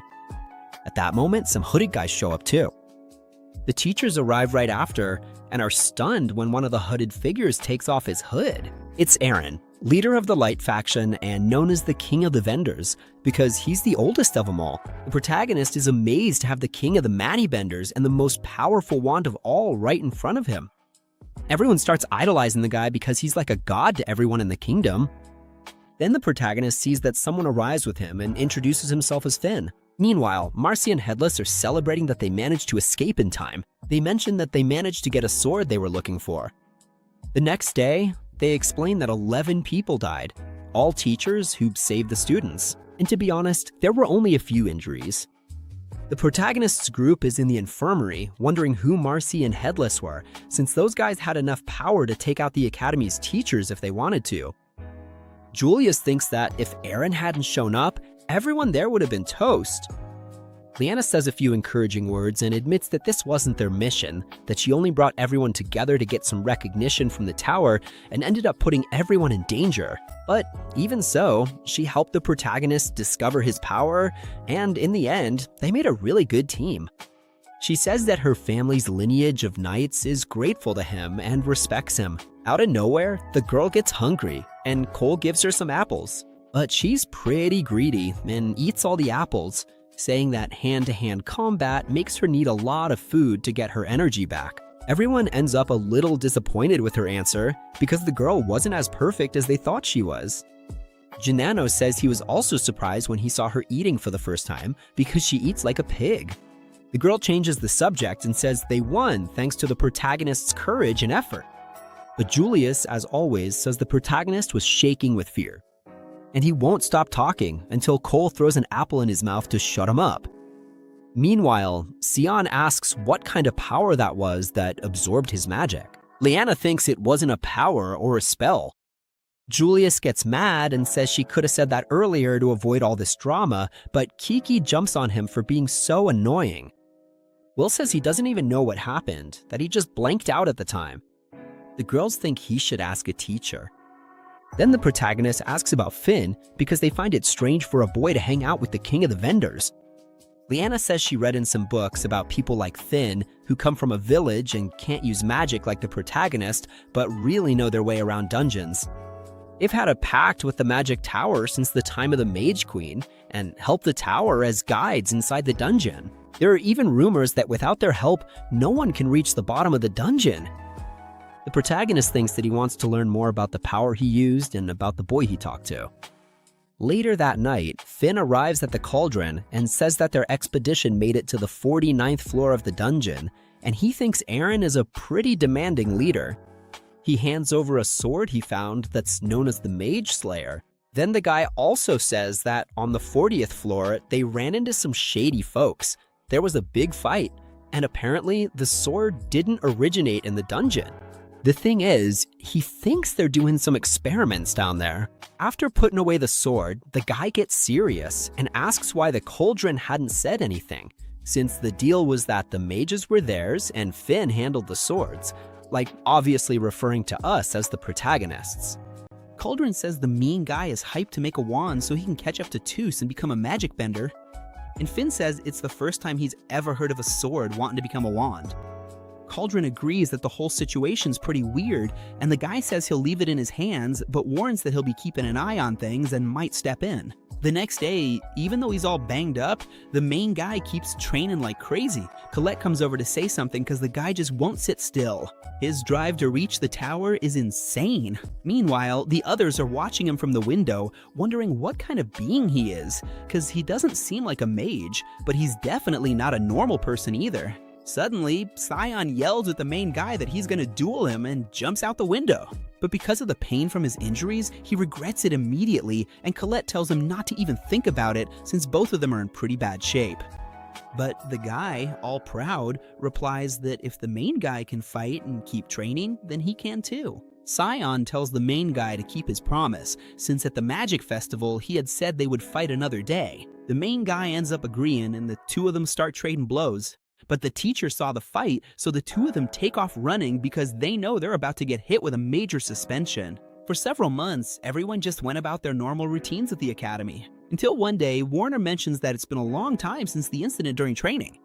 The teacher gives them some encouraging words, saying that despite what happened, they can't let it get them down. And since the school year is ending, they're about to start the first day of the academy's graduation exams. The main guy gets super motivated, thinking he's gonna pass the exam and finally meet Alvis, the girl he loves. Sometime later, the group goes back to the dungeon. And this time, working as a team, they manage to defeat the boss Naveros. Time goes by, naturally, and Will is super focused on getting a perfect score so he can climb the tower and finally reach Elfie.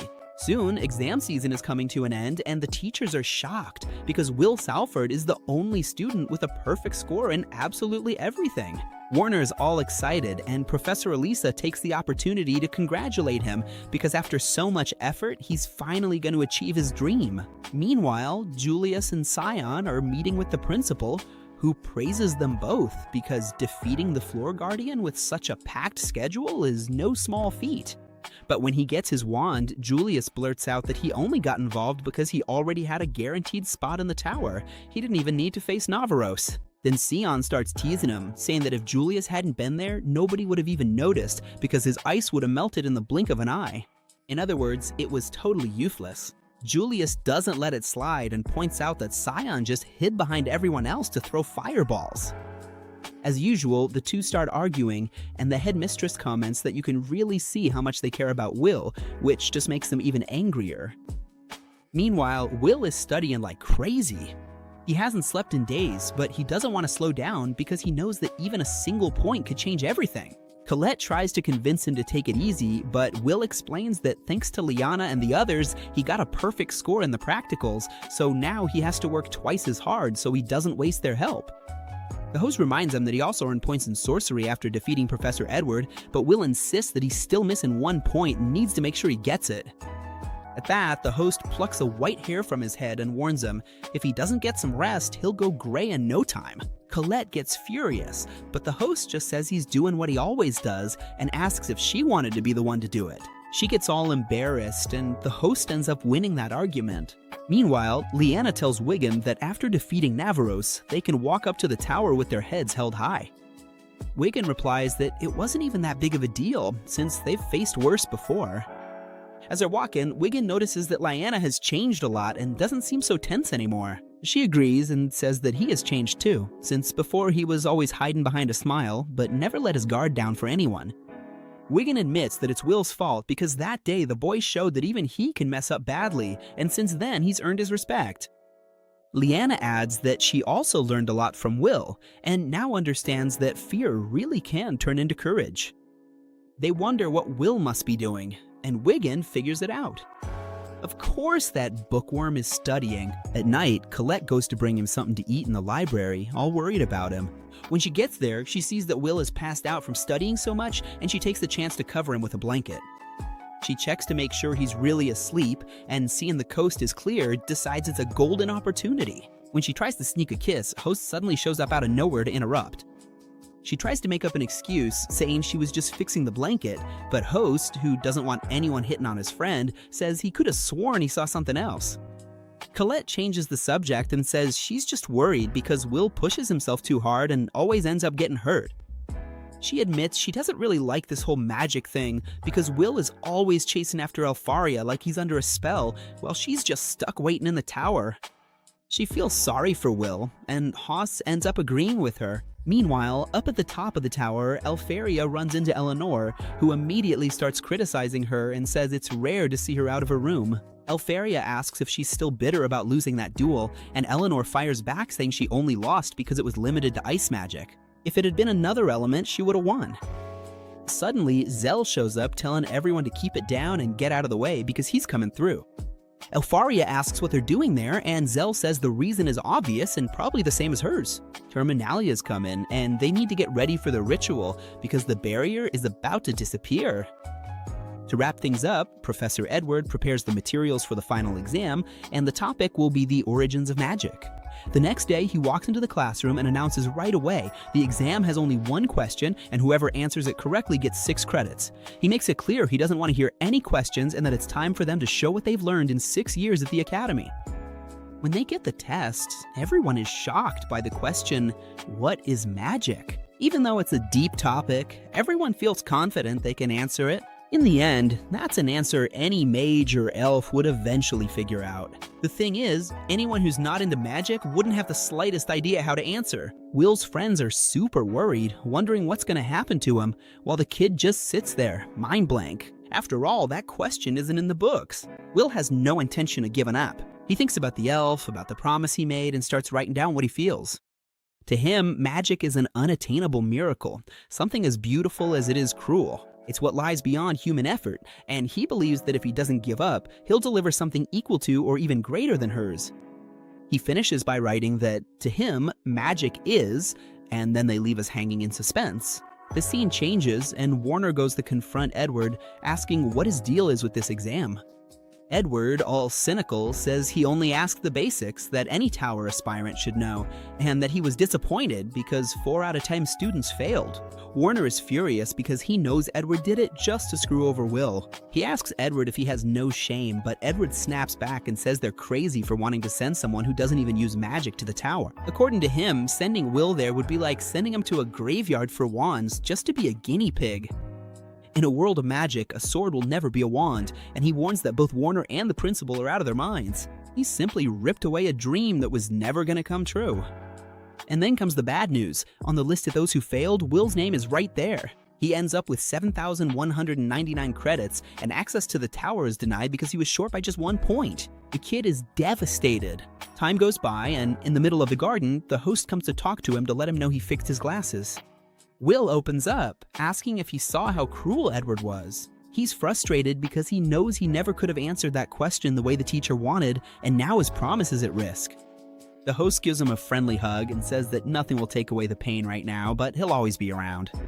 Meanwhile, Colette joins Higgin and Lyanna to try to find Will, but no one knows where he is. Julia shows up and tells it like it is. At this time, anyone who can't make it up to the tower usually disappears from the academy. He starts complaining, saying he's wasting his time looking for a useless guy and that Will ran away like a coward. Higgin can't take it and tells him to shut up, warning him not to insult an elf's friends. Julius asks if Higgin got bewitched by what Will did in the dungeon, reminding him that here, magic is everything and there's no place for a sword. Science stares seriously at Julius, and Julius says the two of them are the same, since neither of them can stand Will. Scion admits that Will gets on his nerves and that he wanted to make the kid eat dirt, but Edward took that chance away from him, and that's what makes him mad. Warner shows up and tells everyone to have fun since it's Terminalia, and says he'll go look for Will himself. The city starts celebrating the new year, and the event commentator, Claire, a high mage, 27 years old, who makes a point of saying she's single, starts complaining that her friends ditched her, using the students as an excuse. She's talking about Warner and Edward, remembering how they were inseparable as kids, but quickly pulls herself together so she doesn't embarrass herself any further. Claire tells the story of their ancestors who lived in peace until invaders from the sky arrived. When all seemed lost, the great Mercedes and 5 powerful mages appeared, sealing the sky and driving out the invaders. That was 500 years ago. The Fire Faction group makes sure everything goes perfectly. And up in the tower, Sovereign Carriot and the others are getting ready. Claire asks all the mages to raise their wands and join forces. Exactly at midnight, the magia vendor begin the supreme ritual of the Great Barrier. The protection is renewed and the new year kicks off with a celebration. But out of nowhere, the atmosphere changes. A strange message appears in the sky saying, "Happy New Year." Everything turns dark and portals start to open. Monsters and demons start popping up everywhere, spreading total chaos in Hardin. While chaos takes over, the ones responsible for this mess reveal their true intentions.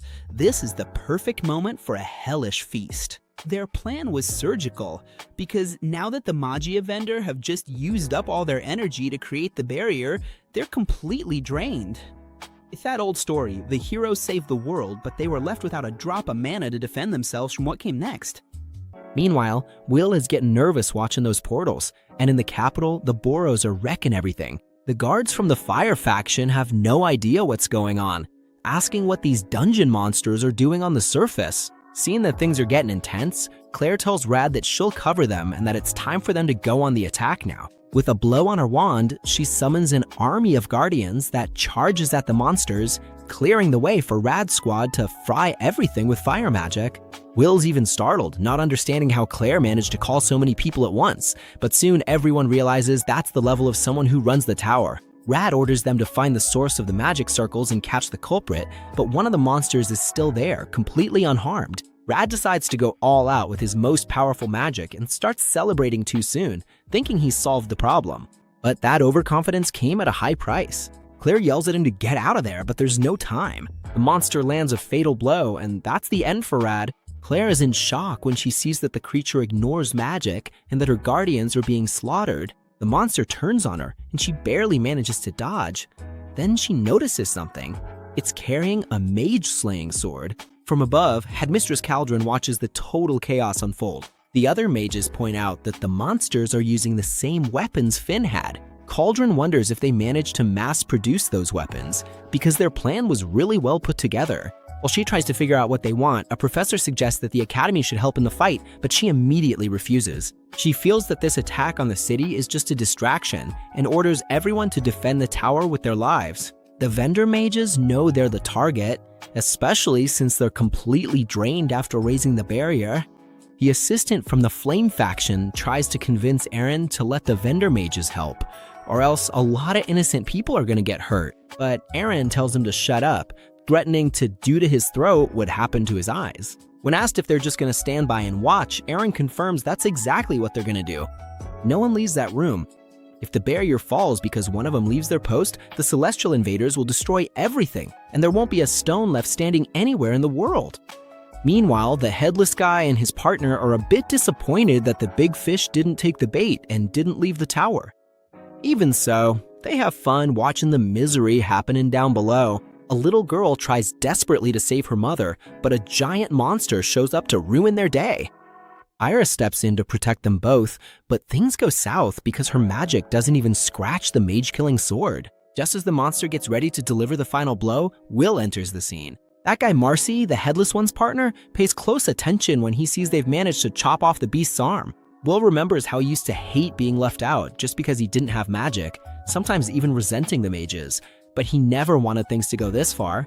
He plows through every monster in his way to protect everyone. The host tells him to focus only on the ones who are armed, because the mages can handle the rest who are unarmed. Without wasting a second, Will charges at a monster and slices it in half. Iris is impressed, knowing that Will is the only one who can face the mage-killing swords, but he won't be able to hold out on his own for long. That's when Aaron contacts her and gives her full authority. He orders the dwarves to be mobilized and to put an end to that mess. Iris doesn't waste any time and announces that, in the name of the king, the Goodwill Code is now in effect, lifting all restrictions on the dwarves. Now everyone is working together to drive out the threat. Warner runs and finds Donnan's group asking for help, but Donnan complains that it's no time to be working on New Year's. His wife scolds him, reminding him that Will needs them. On the other side, Edward tells the students that being a student doesn't matter right now. Everyone is a mage and needs to use their wand to defend the city. People feel a bit insecure, since the powerful folks from the tower couldn't handle it, but Liana steps up and proves that students have strength too. But even using all the power in her body, she still can't take down the monsters on the first try. Those swords are every mage's worst nightmare. Colette comes over to ask Liana not to do anything crazy, but Liana actually tells her to go crazy. Julius already wants to bail, thinking they won't hold out until the dwarves arrive, but Chang'an points out that he noticed a weakness. When the monsters dispel the spell, they get kinda slow. That's the opening they needed to go all out with their attack. The crew didn't waste any time and unleashed their magic at full power. Since the monsters were stuck trying to block the attack, the group gave the signal for Colette to step in. A bit nervous, she even apologized to the statue of Saint Viola, but there was no other way. She used her magic to lift that huge structure and crush the monsters all at once. It was a win for the group, but Julius was quick to point out the truth. Destroying the statue of an ancient vendor magic would bring a nasty curse down on them. But Liana wasn't having any of that nonsense and ordered all the earth mages to start firing their projectiles, even if it was just plain rock, because it was time to turn their studies into real action. Claire just watched from a distance, thrilled to see that some heavy hitters would be joining the tower this year. She told the fire folks to line up with the earth mages until the dwarves arrived. And even though she hates to admit she needs their help, there was no other way out this time. Meanwhile, the headless guy commented that the city was holding up under the pressure. Marcy explained that it was a screw-up for the guys who made the swords to have crossed paths with this expedition, and they even lost a weapon to Aaron's group and the dwarf, Finn. If the Institute folks analyze that sword and figure out the mage killer's weak spot, their whole plan would go down the drain. But the headless guy wasn't even fazed, saying that, all things considered, everything was going just as expected. It was time to call in the heavy reinforcements. Out of nowhere, right in front of Will, a bizarre portal started to form, and from it came a terrifying monster that, with a single blow, sent Will flying, crashing through several buildings. Somewhere else, Finn was taking out the terrorists left and right. Suspicious that they were the masterminds behind the swords, he cornered one of them to make him talk. The guy just laughed, saying the whole plan was to lure Finn deep into the dungeon while chaos broke out upstairs. Finn wasn't in the mood for talking and sent the guy to the afterlife with a kick, already starting to worry about what was happening on the surface. Back to Will, the new monster was out for blood and sliced an entire building in half. Will barely managed to escape and realized that this creature was way more overpowered than the Grand Duke. Claire recognized the beast right away, a Devender, an elite monster from the 40th floor, famous for being a magic killer. Marcy revealed that capturing that thing alive had cost the lives of 50 soldiers, but now things were really about to get wild. Will saw how bad things were getting and thought about retreating, but when he noticed the monster was about to attack other students, he threw himself in front to stop the worst from happening. Even though the other mages called him useless, he just shouted for everyone to run away. Devender landed a kick that sent Will flying and, moving at an insane speed, slammed him into the ground to finish the job. Luckily, Donan showed up to save him and told Will to take a break because now the dwarves were going to handle the mess. Iris ordered everyone who could still fight to cover Will because Devender had just become priority number 1. But then something bizarre happened. The bodies of the defeated monsters started to emit a strange smoke, which was all absorbed by Devender. Edward caught on to what was happening and ordered them to collect the magical remains, but the five-headed one warned that it was already too late. Devender absorbed everything, getting bigger and stronger by the second. Donan tried to stop the evolution, but Marcy blocked him, wanting everyone to witness the birth of a real monster. After absorbing everything, Devender evolved and in the blink of an eye wiped several dwarves off the map. Marcy burst out laughing, saying that against that thing, neither magic nor brute force would do any good. Will finally understood the dirty trick. The attack on the city and the ceremony was just an excuse to create the perfect weapon against the Magia Vendor. Desperate, Will realized he needed to use that power again. Without thinking twice, Rost ran to activate the magic on Will's sword, but the monster was faster and cut Rost's arm off. Blinded by rage, Will charged at the creature, taking the fight somewhere else. Rost asked Kiki to go help Colette, while he stayed behind to protect his master, feeling like his fate was already sealed. Will felt powerless. Even with all his anger, he couldn't win. In the middle of a smoke from the fight, he was shocked to see that Rost had sacrificed himself for him. Before disappearing, Rost said he would always be by his side and then disintegrated. Will remembered everything they'd been through together and, consumed by hatred and pain, completely gave himself over to the darkness. Luckily, Warner saves him at the last second, and the two of them take off from there, along with Will, who's completely in shock after seeing Rost exit the scene. Meanwhile, back at the tower, Seiyan is fuming. He decides to come down because he can't stand seeing so many people losing their lives anymore. Even though he thinks the low-level mages are just a bunch of flies, he can't just sit there watching the massacre. But Kario stops in. He reminds Seiyan that he can't leave, because if a Magia vendor is defeated, the Great Barrier's done for. And if that happens, the invaders from the sky will turn the whole world to ashes. To make things worse, they're not in the best shape and need to recover their magical power. Kario gives him a lecture about what it means to carry that title and tells him to sit back down. But Seiyan doesn't care and says it seems like they only give that title to cowards. When he tries to leave, Kario shoots a fire arrow and warns him, "Either you sit down willingly or I'll make you." Things get heated between the two, and Eleanor's assistant rushes to cover her boss with a cloak, asking them not to get any dirt on the lady. Eleanor decides the best move is just to wait, since that city doesn't belong to the elves. But then Philvis reminds her there's an elf caught up in the mess, and Eleanor, already annoyed, tells her to go fetch the guy right now. On the other side, you can feel the tension. Afaria stands up, goes over to Aaron, and tells him to cancel the orders because they're just wasting time. When Aaron stands his ground and says he won't change his mind, Faria loses it. She freezes the whole place and makes it clear she's not going to abandon the one she loves. She warns that she's going to save Will, and if Aaron gets in her way, she'll freeze his insides too. Meanwhile, Warner is over there thinking that Will is their only hope now, but the kid is completely wrecked. Will keeps blaming himself, saying that because he doesn't have magic, he couldn't protect Rost or anyone else. He feels useless, just like everyone always said, and he cries, not understanding why he's the only one who can't cast a spell. Warner tries to calm the guy down, but the peace doesn't last long, because Marcy shows up out of nowhere, determined to take Will out, since he thinks Will is way more dangerous than the dwarves. And in the middle of the chaos, the rest of the group keeps fighting hard. Colette, right after protecting Whitney, hears a massive explosion. Kiki shows up right after, looking totally devastated, and Colette immediately realizes that Will was caught up in the blast. Without thinking twice, she grabs Kiki and runs, asking her to show the way. Sen overhears the conversation and goes along, telling Julius to hold down the fort there.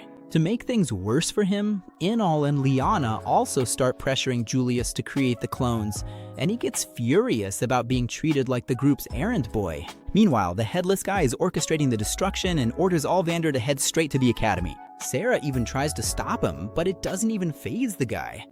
Seeing chaos take over, Edward makes an extreme decision. He orders the dwarves to get ready for a suicide attack in the central square to destroy Olvander's mage killer no matter what. Gina gets furious and asks who he thinks he is to send the group to their doom, reminding him that Donan and the others have already fallen, acting as shields. Edward confirms everything, saying they need to protect the capital and the children no matter what it takes. Suddenly, a Dinosaurus charges straight at Gina, but Edward jumps in front and takes the hit for her. After taking down the monster, Gina, totally confused, asks why he did that. Edward explains that the enemy is now immune to magic, which means his life is worth less than hers, and he's willing to pay the same price so they can fight for their own. Shaken and annoyed, Gina gets up and calls the dwarfs to head to the central square. Colette keeps desperately searching for Will, but runs right into a Dinosaurus armed with a Mage Slayer, which makes her magic completely useless. She even tries to go for something stronger, but her bracelet starts reacting at the worst possible moment, distracting her. Sheila, panicking at the danger, attacks with everything she's got. The overall situation's bleak. The mages are falling one by one, and Mike tells the civilians to all run south together. Those mages Will saved earlier are there, facing danger head on. One of them wants to get out of there, but his partner says there's no way to escape. Jula tells them to stop trying to be heroes, because they almost got sent to the afterlife. Luckily, Elisa shows up, tells them that evacuating the wounded isn't the same as running away, and orders them to leave while she holds off the monsters by herself. The city is in ruins, and with the end near, people can only cry for their loved ones. Iris even thinks the dwarves helped lessen the danger, But no one has been able to stop Alvander. All the defensive lines are fallen, everyone's strength is gone, and the dwarves who are left can't handle this monster. She wonders what else they could do when suddenly she starts hearing something on the magic radio and wants to know what's going on. That's when Finn shows up right in front of her and asks the million-dollar question, "Where's the sword?" Back in the action, Marcy admits that the opponent is tough as nails because even in that critical situation, he tried to land a killing blow. But he insists that he hit him dead on. Will wakes up a bit confused, asking where they are. And Warner, in the middle of the smoke, says they've reached the west outskirts of the city. The problem is, when the dust settles, Will sees that Warner has a huge hole in his chest. Even gravely wounded, Warner smiles, happy that he managed to protect the boy. He apologizes to Will and says that now the city can only depend on him, believing that the boy will save Rue Garden. Will goes into denial. He feels frustrated because he couldn't protect Rost or Warner or anyone who matters to him. He cries, saying that a sword will never change the world and that a guy without magic can't do anything. Then Warner musters his last bit of strength, hugs Will, and tells him the truth. He had been lying this whole time. Will actually can use magic. He has a single spell capable of lighting the flame of hope in everyone around him. But before he can finish explaining, Warner loses consciousness and collapses. Will gets desperate, begging his friend not to leave him alone and asking how to use that spell. At that exact moment, Finn shows up and gives him a reality check to calm the boy down. Warner will survive and start breathing again as soon as his pulse comes back. Will is surprised, but Finn tells him the focus now is on Will, telling him to get up because everything's already set up. Will asks how the hell he's supposed to do magic, thinking he was about to start shooting fire from his hands. Finn tells him to stop being naive, explaining that Warner was talking about willpower, a kind of self-confidence to hold your head up and take action.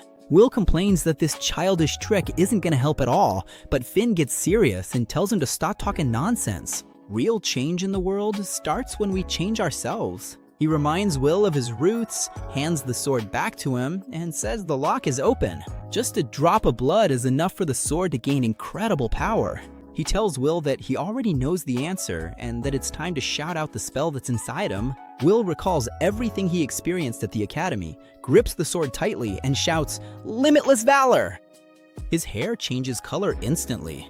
And you already know, right? In every anime where the main character's hair turns white, it means some massive power is about to show up. In a matter of seconds, Will starts clearing out the city, taking down all the monsters and leaving a white trail wherever he goes. He wipes out the threat with ridiculous ease, leaving everyone stunned, unable to believe that was really Will. Up ahead, Scion keeps protecting Colette. And even though she tells him to run away because it's too dangerous, he stands his ground. He says Will would never do that the coward has more courage than all of them put together, and that he's not going to be left behind. Will comes flying in at full speed and thinks Scion is mistaken. Actually, Will had always been jealous, but he also admired his friends. He spent his whole life chasing after the shadow of a magic wand. But now it's time to forge his own path and become a true arcane sword, destroying the monster's weapon and protecting Sion. On the other hand, Finn remembers the moment he met the great Mercedes. She was holding Will in her hands. She mentioned that they had bought some time, at least until the celestial invaders destroyed everything. It was enough time for her to create many wands and for him to forge a single sword. It was a contract that Finn proposed. He wanted to create someone capable of wielding the great fifth element. That's the key to tuning the world. The two of them understand something important. To save the world, the wand and the sword need to come together again in the present. As Finn looks at Will, he asks himself, is this the beginning of the opera he always wanted with Mercedes, or the start of a great tragedy? It's time to show the result of this contract with the Mage Queen. Euphoria, in turn, looks on in awe at Will's power. He pushes the monster back and leaves everyone stunned. Who wouldn't wonder what happened to him? Will goes after the enemy and takes care of business in a second. On the other hand, the principal tries to hold Deander back with all her strength. The teacher next to her says it's time to get out of there, but she tells him to wait. At that moment, Will enters the academy. The principal's startled when she sees him. The boy moves forward with a ton of confidence. He goes all out against Deander, and the two forces collide head-on. The whole city shakes from the impact's boom. Feel the tension in the air? Whitnell and Lyanna wonder if it's Will fighting. They don't waste any time and head straight there. Julius goes along too, because he doesn't want to be left alone. Edward can't even believe that's Will over there. Several students start running toward him. Meanwhile, up in the tower, the Maja vendor can't believe what they're seeing in the crystal ball. Euphoria blushes when she sees how strong her boy is. Colette stands up. Watching Will's fight, she can't understand how he's able to go toe-to-toe with Deander now. Before, he didn't stand a chance against the monster. She notices Edward and asks what's going on. She wants to know who that boy is. Edward breathes a sigh of relief, seeing his friend is okay. But he can't answer who the boy is. He's really frustrated. After all, he failed the boy. And now it's Will who's saving everyone's skin. A group of students approaches the academy. When Emma sees Will fighting, she thinks she needs to help, but a friend Paul holds her back. He reminds her that Thing is immune to magic. If they accidentally hit Will, things will get a lot worse. Everyone agrees with Paul. Besides that, they remember all the times they called Will useless. For years, they laughed right in his face. How could they possibly have the nerve to step in and help now? But one of them speaks up. Despite everything, Will saved everyone before, and now he's fighting for everyone again. They know it'd be super hypocritical, but even so, they still wish they could do something. Suddenly, out of nowhere, Sean shows up. He shouts to Will that he can do it. He yells with all his might. He's sure that Will is gonna end this. Man, even I got emotional here. When Colette, Liana, Whitnell, and the rest see him cheering, everyone joins in. They start rooting for Will. Even Sean and Julius's assistants join in the cheering. All the students are wholeheartedly supporting Will. Edward comments that he can't leave this in the hands of someone who doesn't use magic, but he doesn't have any strength left. Then Colette says he's being overprotective. It's time to trust the students and not just protect them. All of Regarden comes together to cheer for Will. Iris watches the scene and realizes something incredible. In a world focused on magic, everyone is cheering for a boy with no powers. And while Will faces Deander, he's deep in thought. He always felt bad, always got left out. All the people laughed at him. He even came to hate the world because of it, but deep down he just wanted to be accepted for who he was. And even if this is the only time people are cheering for him, those voices give him the strength he needs. He needs to protect the world and everyone in it. He goes all out against Deander, but unfortunately, his sword breaks in the middle of the action. Opharia senses something and looks down. Iris gets really worried. The steel of a sword couldn't withstand Will's incredible strength. Everyone gets tense. Will is unarmed and at a total disadvantage, but that's when Elfaria starts to act. Everyone remembers she's forbidden from leaving the tower. She makes up an excuse, saying she's just gonna take a look from the balcony. Outside, she creates a sword and lets it drop. She apologizes to the other Magivanders, saying it slipped out of her hand. The sword falls straight down to Will. He immediately feels Elfaria's power. He raises the hilt of his broken sword and absorbs his friend's magic. He forges a new sword, the Alvis Vina. Seeing that, Shun remembers the fight against the Grand Duke. It was exactly the same thing. But Julius doesn't get it. Why would he do that if the monster is immune to magic? The Dinder charges it well. The boy realizes the monster won't be able to withstand the attack. He hits the Dinder head on, dealing massive damage. Everyone is shocked. Edward immediately realizes that he used Vina. On the other side, Marcy is furious. He wonders what's going on. Why are they ruining his plans? Where did that kid come from? Zell just laughs, saying the boy is totally crazy. The other Magivanders get it right away. Will didn't use regular magic. He used the Great Fifth Element, the Key of Origins. Aaron realizes that Finn got what he wanted, the perfect union between the wand and the sword, the promise of the Mage Queen. Will keeps going after Deander. He dodges and freezes all the attacks. Colette is surprised to see Will using the power of Alvis Vina. Everyone is shocked. It's like Will is fighting back-to-back with Elfaria. Deander's reaching his limit. Marcy panics and orders an all-out attack. The headless monster opens several portals at once. Will's completely surrounded, but look at Elfaria. She's brimming with confidence. She says they can come at him with as many as they want because now, together with Will, they're unbeatable. Will drives his sword into the ground and charges up his power to the max. He activates Glass Frost, Elfaria's 7th spell. The attack creates a massive temple. It sweeps through all the monsters and instantly reduces everything to dust. Everyone there is in disbelief. Even Edward himself can't believe what he's seeing. The headless guy even drops his wand.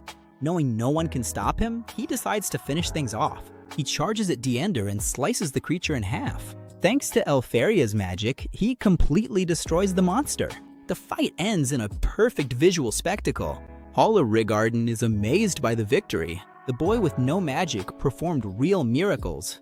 Donovan and Gina are bursting with pride. Just like Werkner, though, I have no idea how he survived all of this. Finn celebrates super excited. Will has exceeded all expectations. At last, they found the world's last hope. He apologizes to the Great Mercedes for the delay, but says he kept his end of the deal and hopes she won't complain. After all, it was only 500 years of waiting. Now they can close the prologue and raise the curtains. It's the beginning of a story about a wand and a sword that are connected.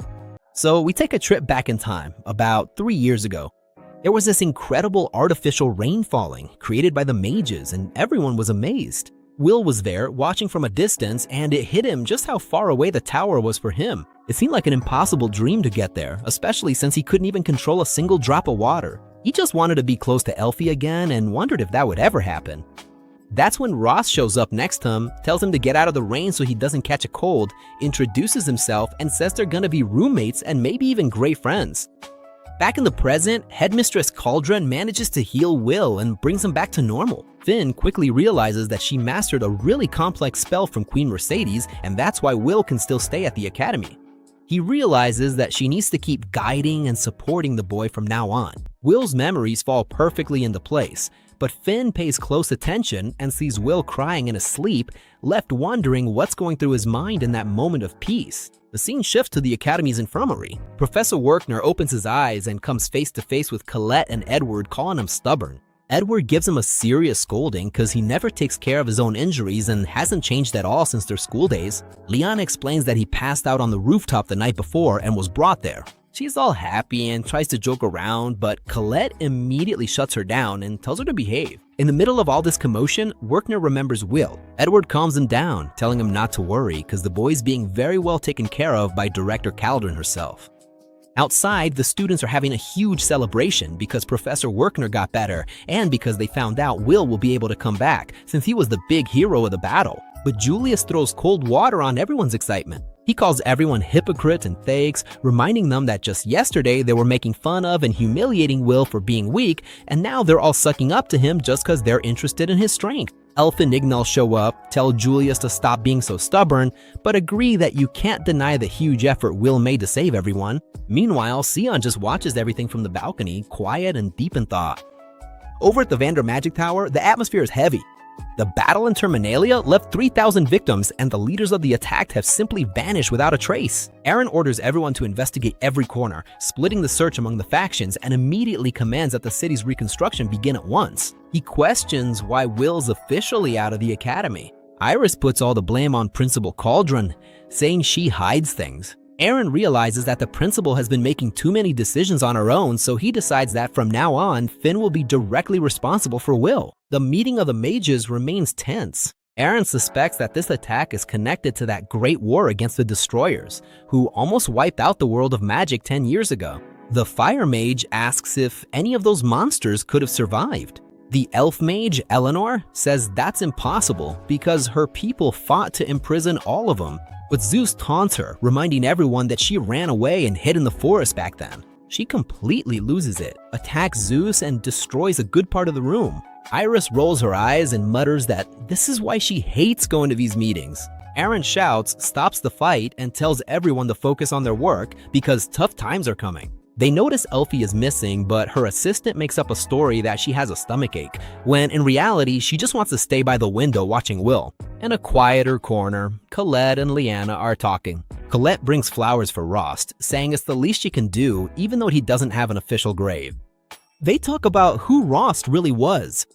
He was a transfer student from the Western capital, super focused on becoming a good craftsman, and out of nowhere became Will's best friend. Colette admits that she felt a little jealous of that friendship, but that Will always considered Rost a very precious friend. The city starts being rebuilt at an impressive speed, thanks to the hard work of the dwarves.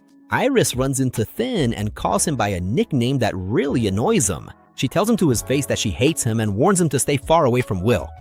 If Finn gets too involved, things are going to get out of control and no one will be able to stop the disaster. Finn understands that Iris just wants to protect Will because she likes him, but he's already made up his mind. He wants to keep the boy as his ally, no matter what it takes. We get another quick flashback. Rost asks Will if he would feel bad if he suddenly disappeared, saying that goodbyes are hard.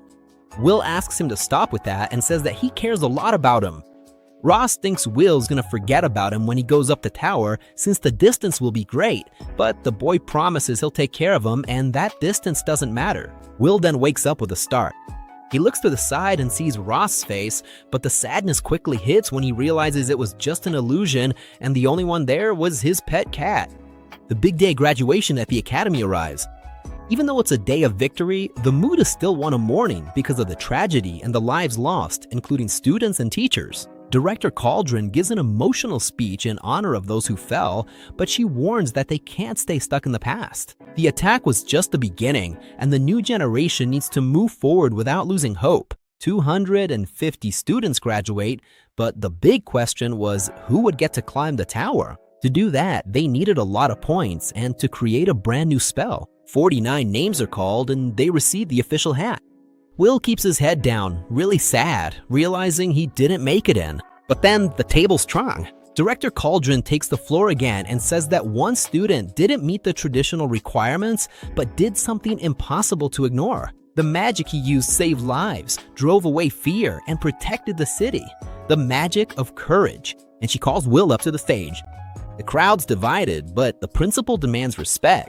Xian is the first to start clapping, and soon everyone joins in, giving the boy a standing ovation. Edward is about to explode with anger, thinking it's absurd for them to have hope after everything that's happened. But Finn smiles, confident that they'll overcome anything with a strength like that leading the way. The ceremony comes to an end. The 50 chosen ones are ready to head to the tower. The principal gives one last warning that the journey will be full of tough obstacles. While the students celebrate, Elfie watches everything from above, her heart racing. Will, now wearing the official wizard's hat, breaks into a huge smile and says his dream has finally come true. He's gonna see Elfie again. Feel the drama. Will remembers that moment when he was with Elfaria and she was telling him about her dreams. Every time she talked about it, her eyes sparkled like jewels. She was such a dazzling girl that next to her, he felt like a complete nobody. He was absolutely sure his friend would achieve all her goals. As for him, not so much. Even so, Elf would jump up to hug the guy, making it clear she wanted to make those dreams come true with him by her side, because without him, the story wouldn't make any sense at all. It's been 5 years since that day, and now they're finally gonna be able to meet again. Sometime later, at a city boutique, everyone is getting ready for the big sale. The owner, Brentold, says the outfits look amazing on them. Leanna comments that the academy uniforms were already high quality, but these clothes are on a whole other level. Brentold apologizes for leaving everything to the last minute, but Leanna says it's totally understandable after everything that happened. Julius looks at himself in the mirror and says, that's the look they'll be rocking when they enter the tower. Colette notices that he's acting a little different and asks what's up, but he tells her to shut up. The shock makes Colette stumble and knock a bunch of mannequins over onto Julius. She runs out and apologizes to the store owner and goes to Lyanna to say that Julius is acting really weird. Leanna asks if any faction tried to recruit Colette, and she confirms that the Earth faction sent her a letter a while ago. Then, Liana sums up how the invitations are going. Cyan was recruited by the Fire faction, Ignal by the Elf faction, and she herself by the Lightning faction. But you know what's curious? No one has contacted Julius. That's why he's acted like that. With all the outfits ready, Brentold wishes everyone good luck. Before leaving, Ignul asks where Will went. Brentold reveals that young Surfod already stopped by, but he was in a hurry and didn't stay long. Colette immediately realizes he must have gone to meet up with Dognan. Will's getting a brand new sword. He put a special gem in it so it can store magical power. Dognan pats him on the back, saying he used to think the previous sword was his masterpiece, until Will broke it in half. Will apologizes and asks how much he owes, but Dognan gives him the weapon as a gift for saving his life and wishes him the best of luck in the tower. Will is super excited and runs off to meet his friends. At the entrance, Claire greets the group with a quick speech, opens the giant door, and welcomes them to the paradise of research and the hell of studying. When they step onto the platform, everyone gets a little nervous because they can't see anything until Claire casts a spell that opens the ceiling and lifts the group up. They arrive right at the first stratum of the tower, the colorless garden. Everyone is totally amazed because the place even has a floating castle. They wonder if they're really inside the tower. Claire explains that this is where all the production that keeps the tower running comes from, and it's the birthplace of many new spells. Just setting foot here is already a huge achievement for any mage, but from now on, it's up to them not to get stuck there forever. Claire, all excited, tells them to hurry up because people are waiting in the ceremonial hall. On the way, Liana asks Ignal if that whole space was created with illusion magic. He confirms, but warns that the elves' illusion magic is on a whole different level. Colette is beaming, still processing the fact that she's now a high mage in a place that's the pinnacle of magic. She spots a crepe shop and, without thinking twice, uses lightning speed to buy a ton of food. Liana has to chase after her to remind her that it's not snack time. Sion warns Will not to let his guard down, because the tower isn't all paradise. Will doesn't really get it, but Sion just walks off. That's when Will notices some really weird looks coming from the other mages. And Julius confirms that the rumors were true. They arrive at the ceremonial hall and meet the mages of darkness, earth, and wind. Colette notices that there's a guy glaring at them, looking pretty unfriendly. He's the director of the Higher Institute and leader of the colorless faction, Cut Harlan. At that moment, several other platforms start to descend, and they're surprised to see that it's the Magia vendors. Will gets really excited to see Elfaria, and Ignal feels the same about seeing Eleanor, even though she looks at him with total disdain. For some reason, Elfaria looks away from Will with a bit of pity. Claire welcomes the Magia vendors. Carriote asks her to be a good master of ceremonies and not bore anyone. She gets annoyed and says the position has gone to his head. Carriote just laughs and says he learned from his superiors, but his assistant, Lotwell, only needs to mention the boss's name to get him to behave. Claire smiles and picks up the pace to start the blooming ceremony. Will wonders what that means. Claire explains that first, they'll see which newcomers were recruited for their great deeds at the Academy and the Magic Festival, and those lucky ones will receive the blessing of the colors. Quickly, the group's clothes start changing to the colors of their factions. Liana gets the color of lightning, Colette gets earth, and Ignal gets the elves' color. Unfortunately, Julius and Will don't get any color, and the rule there is clear. Whoever gets a color can keep moving up and dream of becoming a magia vendor. But whoever stays colorless is doomed to live in the Wand Cemetery. Going back a day, Elfaria was furious with Sarissa, calling the girl a liar. Sarissa had promised that she could recruit Will if he entered the tower. Elfaria did everything right, waited for the studies to finish, and they agreed that he would be accepted if he had the credits. She shows all the recruitment letters she sent to Will and questions whether Sarissa sabotaged everything. Sarissa defends herself, saying it was the Higher Institute that intercepted the letters. Elfaria asks if she's talking about Kroots, and Sarissa confirms. The guy refuses to put a swordsman in a faction and doesn't want to let anyone recruit him. Elfaria threatens to go down there and freeze everyone into a new ice age. Sarissa tells her to calm down and explains that if, during the blooming, Will proves he deserves to be there, not even Krutz will be able to do anything. The tower is based purely on merit, and showing favoritism toward Will right now wouldn't help. The tower needs to see his potential. Sarissa promises to talk to Claire and other factions and asks if Elfaria doubts that Will can handle it. Elfaria immediately cuts her off. She knows that Will can overcome any obstacle.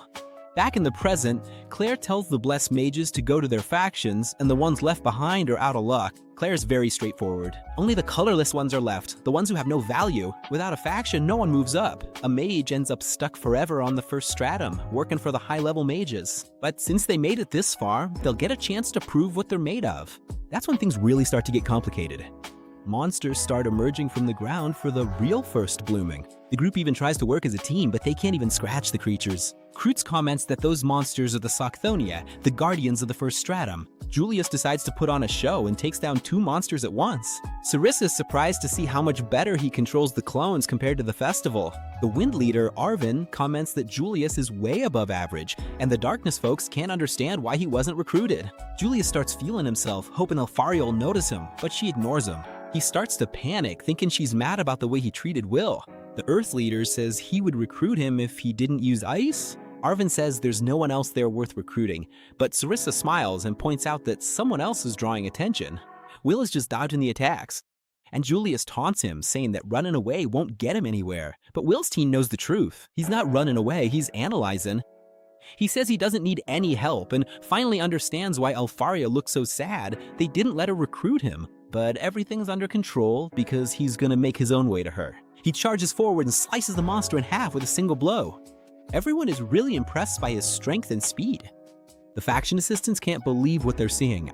Will keeps putting on a show, but suddenly an army of monsters appears. Julius tries to attack with everything he's got, but one of his spells goes off course and heads straight toward Alfaria. But Will doesn't waste any time and he's not going to let anyone lay a finger on her. He jumps in front of the attack, shields Alfaria, and absorbs Julius's magic into his sword.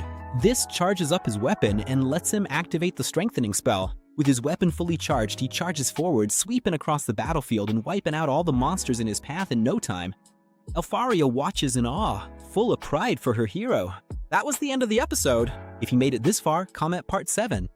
I'll give a heart to everyone who comments so I know who the real fans of the channel are. Subscribe and turn on notifications because what's coming next is gonna blow your mind. And hey, don't leave without checking out this video that's popping up on your screen right now. The drama over there is even crazier than what you just saw.